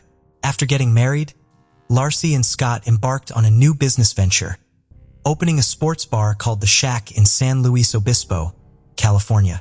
The Shack, owned by Laci and Scott, started off slowly, but eventually attracted a steady stream of customers, with weekends being particularly busy. After several successful years, the couple decided to sell the bar in February, seeking new opportunities despite its stable income. Following the sale, they moved to Laci's hometown of Modesto, California, and purchased a 3-bedroom, 2-bathroom home in an upscale neighborhood in October 2000. Laci took on a part-time job as a substitute teacher, while Scott worked for a European fertilizer company. Laci devoted herself to supporting Scott, taking care of the home, cooking, and cleaning. She made sure their home was always warm and inviting. In February 2002, the couple received exciting news. Laci was pregnant, and they were expecting a baby. Laci and Scott were expecting a baby boy with a due date set for February 10, 2003. They had already chosen the name Connor for their unborn child. On December 24, 2002, Scott stated that he left their house at 9:30 a.m. to go fishing at the Berkeley Marina. Scott said he left Laci at home on Christmas Eve morning with a busy day ahead of her. She was planning to watch a Martha Stewart show, clean the floor, bake Christmas cookies, and walk their dog Mackenzie at the park. However, one of their neighbors found Mackenzie wandering outside their home around 10:30 a.m. and returned the dog to their backyard.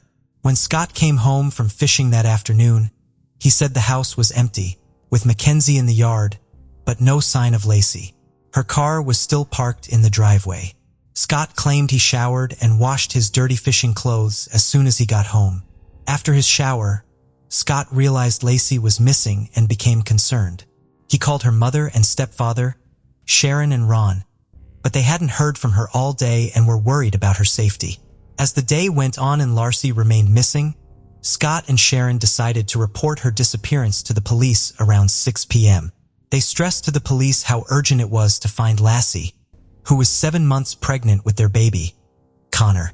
The police then questioned Scott out about his whereabouts and activities on the day Laci vanished. Scott told police he went fishing at the Berkeley Marina, about 90 miles from his home in Modesto, where he lived with his pregnant wife, Laci. However, from the start, police suspected foul play in Laci's disappearance. Initially, police didn't treat Laci's case as suspicious after Scott and his mother-in-law filed a missing person report. Laci's family defended Scott, and the couple seemed perfect, making it hard to imagine Scott harming his wife. As the investigation continued, police grew suspicious of Scott. About a month after Laci vanished, they made a stunning discovery. Scott had 2 secret affairs and a long-term relationship with Amber Fry, who contacted police on December 30, 2002 after learning Scott was a suspect in Laci's disappearance. Amber said she met Scott on November 20, 2002 and thought he was single.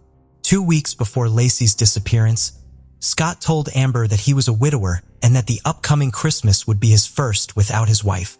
This revelation raised suspicions among the police, who wondered if Scott had already planned to kill his pregnant wife. To gather evidence, the police asked Amber to make a recorded phone call to Scott, hoping to capture a potential confession.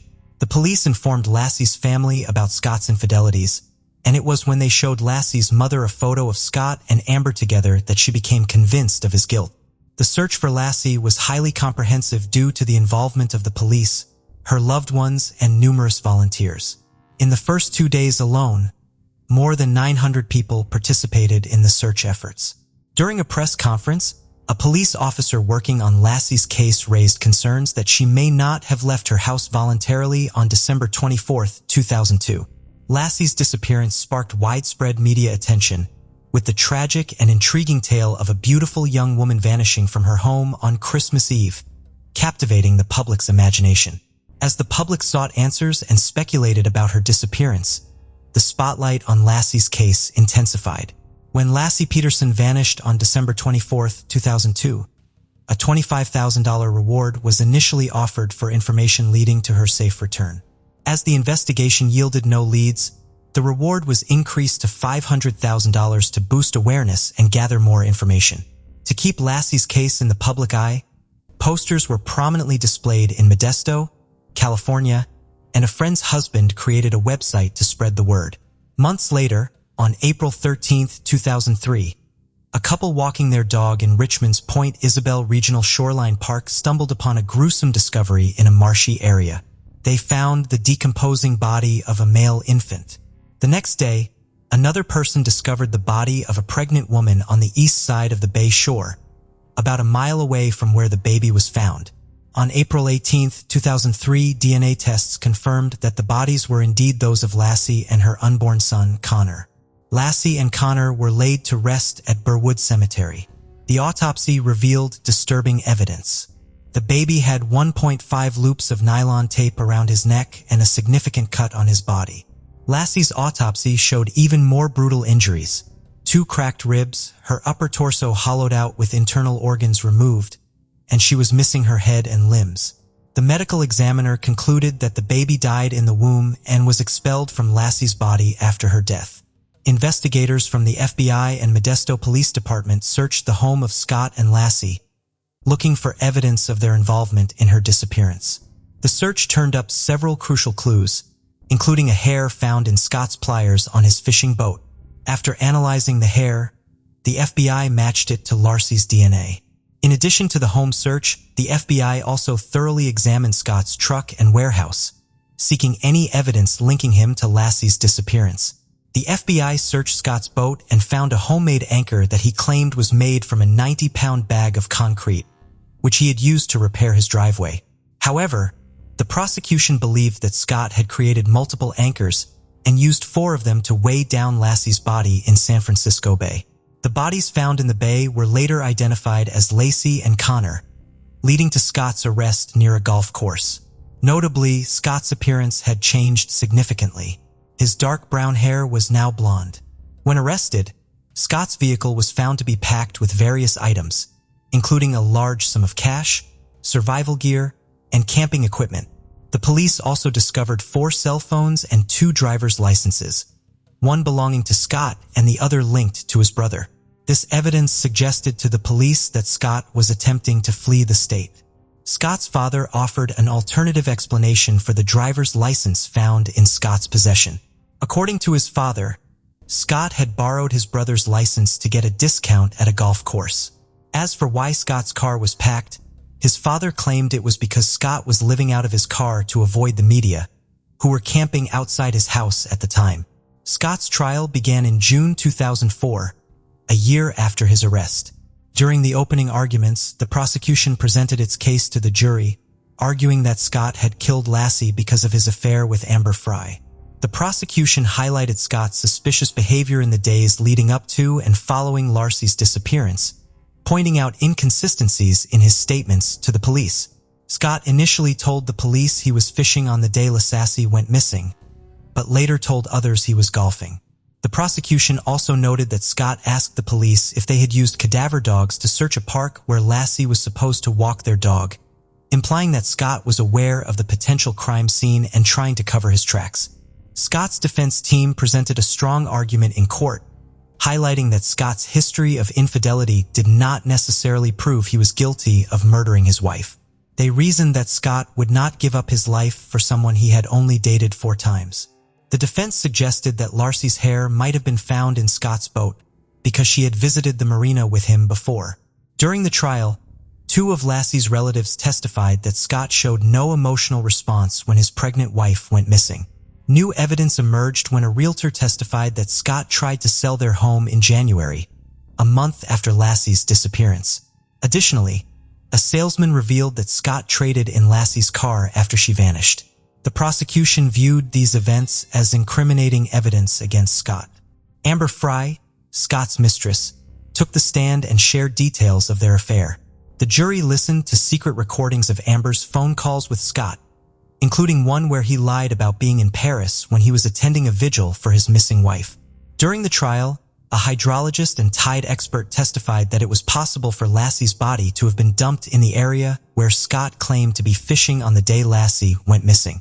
However, the defense team argued that there was a lack of credible evidence directly linking Scott to the crime. Their theory was that someone had kidnapped Laci on Christmas Eve 2002, holding her captive until she gave birth to Connor, and then disposing of both bodies in the San Francisco Bay. The defense attorney emphasized that there was no concrete evidence to connect Scott directly to the crime, and that other suspects could have been responsible. A significant issue arose during the trial when a juror was removed and replaced with an alternate due to misconduct. The dismissed juror had conducted unauthorized research on the case, violating legal procedures. Additionally, the foreman of the jury asked to be removed, and it was determined that his removal was necessary to ensure a fair and just trial. On November 12, 2004, a California jury found Scott guilty of 2 murder counts: first-degree murder for killing his wife, Laci, and second-degree murder for killing their unborn son, Connor. The charge of first-degree murder for Laci's killing carried special circumstances because of the involvement of the fetus, making Scott eligible for the death penalty. After his conviction, the trial entered the penalty phase to determine his punishment. In this phase, the jury considered various factors, including Scott's prior criminal history, circumstances that aggravated the crime, and circumstances that mitigated it. The jury unanimously agreed that Scott should receive the death penalty. After reviewing the evidence, the judge upheld the jury's verdict. He concluded that Laci's murder was cruel, uncaring, heartless, and callous, which led to Scott being sentenced to death. As is automatic in such cases, the sentence was appealed, and the California Supreme Court heard the case in June 2020. During the appeal, Scott's lawyers presented several arguments. They claimed that some potential jurors were unfairly dismissed, that 2 jurors were improperly allowed onto Scott's boat, and that the trial should have been moved to a different county due to biased questionnaire results, which showed that almost half of the potential jurors thought Scott was guilty before the trial even started. The state countered that there was no evidence to support the claim that any juror was unfairly dismissed, and that none of the 12 jurors who ultimately decided Scott's fate were biased. In August 2020, the United States Supreme Court upheld Scott's conviction, but overturned his death sentence. In February 2004, a judge sentenced Scott to life in prison without parole, which led to his transfer from San Quentin State Prison to Mule Creek State Prison in Ione, California. Around the same time, on April 1, 2004, President George W. Bush signed the Unborn Victims of Violence Act, UVVA, into law. Laci's mother and stepfather attended the signing ceremony. Laci and Connor's law was designed to provide legal protection for unborn children in cases where their mothers were victims of violence. The legislation recognizes the unborn child as a separate legal entity from their mother, making it a crime to harm or kill the unborn child during an attack on a pregnant woman. The law acknowledges that an unborn child is a victim of violence and deserves the same rights and protections as any other human being. In February, the body of 36-year-old Sabrina Payne was found in a field near Tremont, Illinois. Sabrina was a black female who was known to support a drug habit with prostitution. Sabrina had last been seen at her home 2 days before her body was found. The original autopsy failed to determine a cause of death, leaving some of the detectives to believe she had overdosed. One detective, however, felt uneasy about that assumption. His suspicions were confirmed as more bodies were found in Peoria and Tazewell counties over the next year. On February 5, 2004, the body of 36-year-old Barbara Williams was found in a ditch near Edwards, Illinois. She was found partially clothed and lying face down in the snow. She had been seen alive between 9 and 10 p.m. the night before. An autopsy showed that she had multiple contusions and abrasions on her body. Toxicology showed that she had fatal levels of cocaine in her blood. At this point, police were not ready to call this a murder or entertain the idea of a serial killer preying on black drug-addicted prostitutes. In February, 32-year-old Shakanda Thomas was reported missing. She had last been seen by her family in August. Shakanda was known to disappear at times, but when she didn't come back after several weeks, her family reported her missing. Shirley Entrap was also reported missing in February. She was seen 3 days before she was reported missing. Tamara Walls was reported missing in February after not being seen for 3 weeks. All 3 missing women were also black females known to support a crack cocaine habit with prostitution. 36-year-old mother of 8, Laura Lawler, disappeared from her home after leaving with a man and woman. Her longtime partner searched for her, but only was able to determine she had been with a man named Larry. Her boyfriend and father to her 7 daughters and 1 son describes Laura as the love of his life and a beautiful soul. The two had experimented with crack cocaine and Laura seemed to struggle with addiction before her disappearance. On September 25, 2004, Linda Neal was found on King Road in Tazewell County. She was found nude along the side of the road. Linda, like the other women, was known to be part of the drug scene in Peoria. At this point, police had determined there was likely a serial killer stalking black females in the Peoria area. A task force was formed, which one detective states would have occurred much quicker if the victims had been white females. While police desperately searched for the killer, they kept a close eye on women in the community at risk. Despite their efforts, on October 15, 2004, Brenda Irving's body was found in a ditch near Farmington. Brenda was found nude, and an autopsy determined that she had been strangled and suffered blunt force trauma to her head. She also had fatal levels of cocaine in her system at the time of her death. Her children had feared for their mother's safety, as she had known many of the women who had been killed or disappeared from central Illinois. Brenda struggled with drug addiction. Despite detectives' best efforts, the case proved difficult to solve. They followed thousands of leads, but finally got the lead they were waiting for in February. 35-year-old Vicki Bomer was arrested for theft. From jail, she told authorities that she thought she could help them find the serial killer preying on her fellow sex workers. She believed that a man who had picked her up in July 2004 was responsible. Bomer explained that in July, a man named Larry Bright lured her to his mother's home while they shared alcohol and drugs. Once she was intoxicated, she said Bright attacked her, attempted to rape her, and pulled a knife on her. Somehow, Bomer was able to escape. Police were at first skeptical as Bomer asked for a plea deal in exchange for her testimony. Why hadn't she reported this back in July?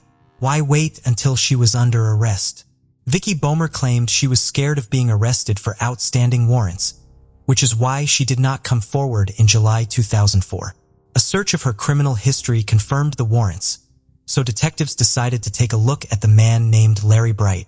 Larry Dean Bright was born in Peoria, Illinois, on July 8, 1966. He served a 2-year stint in prison at age 19 for burglary and carjacking.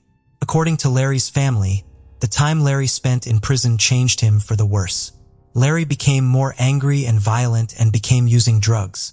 Larry had an injury, which started an addiction to prescription opioids and later crack cocaine. He also developed an addiction to pornography, preferring videos with black women. Larry lived with his mother in a tiny guest house behind her home. Larry enjoyed gardening, creating a beautiful garden bed of flowers for his mother. When the police arrived at Larry's home following the tip, they noticed the beautiful flowers in the garden. Larry was placed under arrest for the unlawful restraint of Vicki. They questioned Larry about the murders, but he denied having any information about the murdered and missing women. Throughout the interview, Larry smoked several cigarettes. Detectives planned to take one of the cigarette butts and test it for DNA, but Larry ate them before leaving the interrogation room. Larry declined to give DNA voluntarily. Police searched Larry Bright's home on January 20, 2005. The investigators dug up the garden, finding several small bone fragments and ashes that were later determined to be human. When the police questioned Larry again, they told him they were digging up his mother's flowers. At this point, Larry broke down and confessed to multiple murders. He even led investigators to the remains of some of his victims. Larry explained that around July 27, 2003, he picked up Sabrina Payne on the south side of Peoria. He drove her to his home, which he shared with his mother. He claimed the two drank and used cocaine before having consensual sex. Larry said he did not intend to tell Sabrina, but he became enraged, thinking Sabrina was trying to rip him off. He strangled her to death and dumped her body near the cornfield where she was found. Larry confessed to picking up Barbara Williams in February 2004. Again, he used drugs and alcohol with his victim. He stated that he once again lost control of his anger and killed Barbara. He claimed he caught Barbara stealing from him. He dumped her body along the road where she was found the next day. The prosecution believed that after the first two murders, Larry developed a bloodlust. At the time of his arrest, he said, "I knew them I would kill, the others I would pick up. I went out hunting." Larry also confessed to killing Laura Lawyer. He burned her body in his backyard burn pit, burying the remains in his mother's yard. He said he wanted to destroy the bodies to avoid getting caught. He confessed to killing Tamara Walls and burning her remains. Her jawbone was found in the backyard. He admitted to strangling, beating, and burning Shirley and Trapp. Shakanda Thomas had the same fate after being picked up by Larry Bright. He burned the woman and buried the ashes in the yard. Because of his attempts to creamy his victims, he was nicknamed the Bone Crusher. Larry said that he attempted to burn Linda Neal and Brenda Irving as well, but the attempts were unsuccessful due to the weather. He dunked both women along the side of the road. Larry was facing the death penalty following his January 2005 arrest. In an attempt to spare his mother the embarrassment of a trial and avoid the death penalty, Larry Bright pleaded guilty to 7 counts of first-degree murder and 1 count of drug-induced homicide on May 30, 2006. Bright's murders were not considered racially motivated, but detectives believe he was just attracted to black women. He is one of the very few serial killers who chooses victims outside of his race. Larry was sentenced to 7 life sentences without the possibility of parole to be served concurrently. He was also given an additional 30 years for the drug-induced homicide. As part of the plea deal, Larry will be required to serve 100% of his sentence with no parole consideration. Larry is currently housed at the Shawnee Correctional Center in Vienna, Illinois. He will spend the rest of his life behind bars, but that brings little peace to the families of his victims. The loved ones of Larry's victims want people to know that the women he killed were more than just drug addicts or prostitutes. They were people. They were mothers, daughters, sisters, and friends. The serial killer dentist of St. Louis, Clennon Engelman. Dr. Clennon Engelman was born on February 6, 1927 in St. Louis, Missouri. Dr. Engelman grew up on the south side of the city and felt a deep connection to his neighborhood. After serving in the military, Dr. Engelman used his GI Bill to go to Washington University and become a dentist. He opened his dental office on the south side of St. Louis, serving the community he had always loved. Dr. Engelman, who went by Glenn, was married to a woman named Edna Ruth, but they divorced in 1956. By 1958, both Glenn and Ruth had remarried. Glenn was operating his dental office and appeared to be successfully serving the St. Louis community. On December 17, 1958, citizens in Forest Park noticed a bloodied man stumbling. The man, James Stanley Bullock, soon passed from his injuries. These injuries were caused by a gunshot. No one could figure out why someone would shoot 28-year-old James Bullock. James Bullock was born on April 17, 1931 in DeSoto. He was raised in Shiloh, Illinois by his grandparents and later his aunt after his parents passed away. According to an article from 1938, the then 7-year-old was living with his grandparents in 1938 and enjoyed attending school and fishing. James later served in the military before returning to St. Louis to work and go to college. Back in St. Louis, James met Edna Ruth, the ex-wife of Dr. Glenn Engelman. The two married, and 6 short months later, James was dead. An employee at a local sanitarium initially claimed James was there 4 days before his murder, asking to be admitted because he feared for his life. His wife and aunt said this was not true, as the 3 had dinner together on that night. According to his widow and aunt, James was not afraid for his life, and they knew no one who would want him dead. However, Edna Ruth benefited greatly from her husband's death. Ruth had life insurance policies totaling $64,088. While under questioning, Edna Ruth made several weird statements, including telling the police she was married before, but her husband did not know. Who was she married to? Her husband's dentist, Dr. Glenn Engelman. Edna Ruth had lied to James and his family and lied on the marriage application about being married before. Police questioned a local career criminal who was out on parole for an assault at the time of the shooting. They weren't able to tie him to the murder of James, but they did note he lived near Dr. Engelman's office. Dr. Engelman and Edna Ruth both refused to take a polygraph test and denied any involvement in the murder of James Bullock. Dr. Engelman's new wife, Ida, refused to be questioned by the police. A patient provided an alibi for Dr. Engelman. However, another witness said that they tried to find someone at the office around the time and the office was empty. Edna Ruth invested part of the funds she received after becoming a widow and a doctor. Been bored being a dentist, so he often ventured into other areas of business. This included buying a trike strip along with a partner, Eric Fry. Dr. Engelman had grown to be close friends with Eric and his wife Sandy. On September 26, 1963, Eric and Dr. Engelman were at the drag strip using dynamite to explode and then fell abandoned cisterns on the property. Eric was lying on his stomach near one of the cisterns when the dynamite exploded quicker than anticipated. Eric was killed instantly and found lying in the bottom of the cistern. Coroner H.D. Steinbeck ruled the death accidental. Mr. Frey's wife had an insurance policy on her husband, which she invested part of into Dr. Engelman's practice.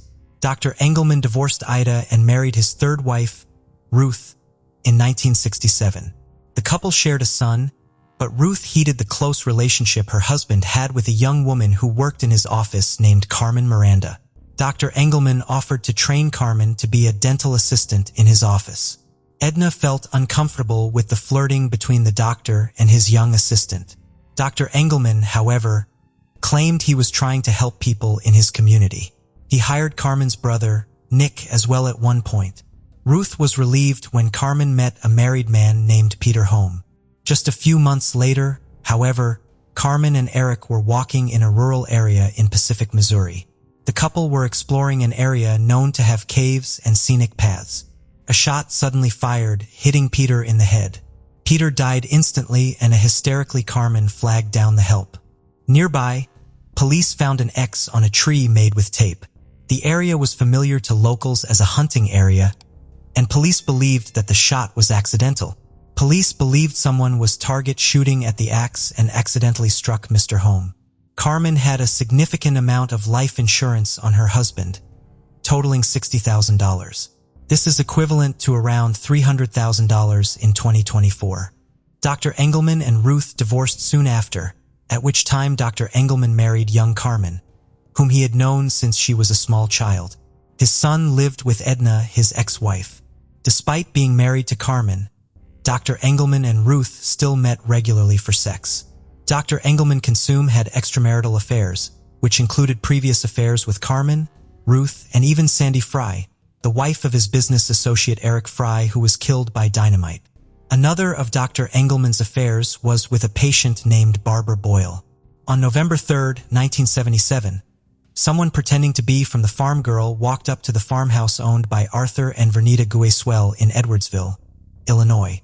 Soon after entering the home, the elderly couple were attacked and both were shot in the head. The wealthy couple left $340,000 to their son, Ronald Guswell. Guess who Ronald Guswell was married to? Barbara Boyle. On April 4, 1979, less than 2 years after the murder of his parents, Ronald Guswell was found dead inside his car outside a hotel in East St. Louis, Illinois. The man had been beaten and shot to death. He had been missing for 4 days when his body was found. Following her husband's murder, Barbara collected his inheritance in addition to several life insurance policies. The equivalent sum of money today would be nearly $1,700,000. Guess who she cut to? Dr. Clennon Engelman. Following the murder of Marmal Gueswell, authorities were starting to notice the trend of connected deaths to Dr. Engelman. His patients and community, however, only saw a generous man committed to helping his community and its citizens. Dr. Engelman was not the greatest dentist, however. He often did a sloppy job of making casts for dentures and dental appliances, requiring the work to have to be redone by the dental lab several times. His business was struggling, however, and he soon found himself in debt with a dental lab owned by Sophie Barrera. Sophie Barrera owned a South St. Louis dental laboratory and had grown tired of waiting for Dr. Engelman to pay up by 1980. She filed a lawsuit against the doctor that was said to go to court just a few days after Sophie was murdered. On January 14, 1980, Sophie entered her vehicle in South St. Louis. Shortly after, the vehicle exploded. Police found remnants of a bomb under her charred vehicle. Sophie had told her son before she was in fear of being killed. She believed Dr. Glenn Engelman was dangerous. Dr. Engelman was questioned for 3 hours and then released. Police were certain he was responsible for Sophie's death, but they had to prove it. The public also wondered if the bombing was related to another bombing in the area that was carried out between two mild families fighting for control over St. Louis labor unions. The evidence indicated, however, that this was not a mob hit. The number one suspect was the man who owed Sophie $15,000. Dr. Engelman had to be stopped, but the police weren't sure how to do it. Detectives soon began having conversations with Dr. Engelman's ex-wife and mother of his son, Ruth. Ruth told police nothing at first, but eventually started to talk. She explained that Dr. Engelman often bragged about killing people. He told her that he had a superpower. He was able to kill without remorse. He had admitted to killing Eric Fry, Peter Home, and the Cuswell family. It was his side hustle, killing for profit. Ruth agreed to help the police, but none of her testimony could be used in court because Dr. Engelman confessed to her while the two were still married. He was protected by spousal privilege. Ruth decided to wear a wire, however, and met up with Dr. Engelman to exchange their son and sometimes just to socialize. They were still having a sexual relationship despite Dr. Engelman's marriage to Carmen. She tried to get Dr. Engelman to confess to Argan by asking direct questions. He didn't seem to take the bait at first, and Ruth feared he would kill her next. Ruth suggested police plant a bug in her bedroom and she would invite the dentist over for sex. Dr. Engelman was suspicious, however, and did not say anything that could lead to his arrest. Ruth then met him at a diner wearing a wire, and this time he commented on being homicidally intimate with the widow of one of his victims. He admitted to the murders in great detail, providing just what police needed for an arrest. He explained that he found murder more sexually satisfying than sex. His ex-wife was given a new life in the witness protection program. Carmen, who was no longer married to the dentist, and her brother Nick were brought in for questioning to corroborate the allegations against Dr. Engelman. As possible co-conspirators, they asked for him were granted immunity to testify against the dentist. Carmen told quite the story. She said she was working for the dentist when he suggested she find someone with good benefits to marry. He told her about Eric Fry, whom he said he directed Sandy Fry to marry with all intentions of murdering the insurance proceeds. Soon after she was married, Carmen said Dr. Engelman told her where to go and made sure her husband was shot and killed. He staged it to look like a target shooting accident. Clennon Engelman was finally arrested and charged with murder in 1980. Carmen testified at Dr. Engelman's first trial, for which he was convicted of murdering Peter Hom and given 50 years in prison. The dentist then pleaded guilty to the murder of Sophie Barrera to avoid the death penalty. Serving a list sentence for that murder in Missouri, Dr. Engelman was back in court by 1985 in Illinois. In 1984, Robert Handy, a conduct and acquaintance of Dr. Engelman, admitted to authorities that he had taken part in the murder conspiracy of the Geiswold family. He implicated Dr. Engelman, who had bludgeoned Harmeld Geiswold and Shaheem, as well as Ronald's widow, Barbara Boyle. Dr. Engelman was given 3 life sentences for the Geiswold murders. He also was convicted of federal mail fraud and given a 30-year federal sentence. He is believed to have killed at least 12 people, including conspiring with his first wife to kill her husband, James Bullock, in 1958. Edna Ruth was never charged in the case due to lack of evidence. Barbara Boyle went on trial for the murder of her in-laws, Arthur and Vernita Giswell, and husband Ronald in 1985. The jury acquitted her of the murders of Arthur and Vernita by convicted her of conspiracy to commit murder in the death of Ronald Giswell. Barbara Boyle was sentenced to 50 years in prison in 1985. She was granted parole in February 2009. Dr. Engelman enjoyed his notoriety in Missouri, often comparing himself to legendary outlaw Jesse James. He is believed to have killed at least 12 people, but the actual number is unknown. Unlike other serial killers, Dr. Engelman was inspired, at least in part, by greed. He also seemed to revel in his ability to not feel remorse. Dr. Engelman died of diabetes-related health issues in 1999 at age 72. He was incarcerated in Jefferson City at the time. Thank you for joining us on this journey into the depths of unsolved mysteries. Cold cases not only challenge our understanding of the past, but also ignite our curiosity and determination for answers. Remember to subscribe to stay updated on our latest investigations. And if you have any information regarding the cases we've covered, Don't hesitate to reach out. Together, we can shed light on the shadows of the past and bring closure to those who seek it. Until next time, stay vigilant, stay curious, and never stop seeking the truth.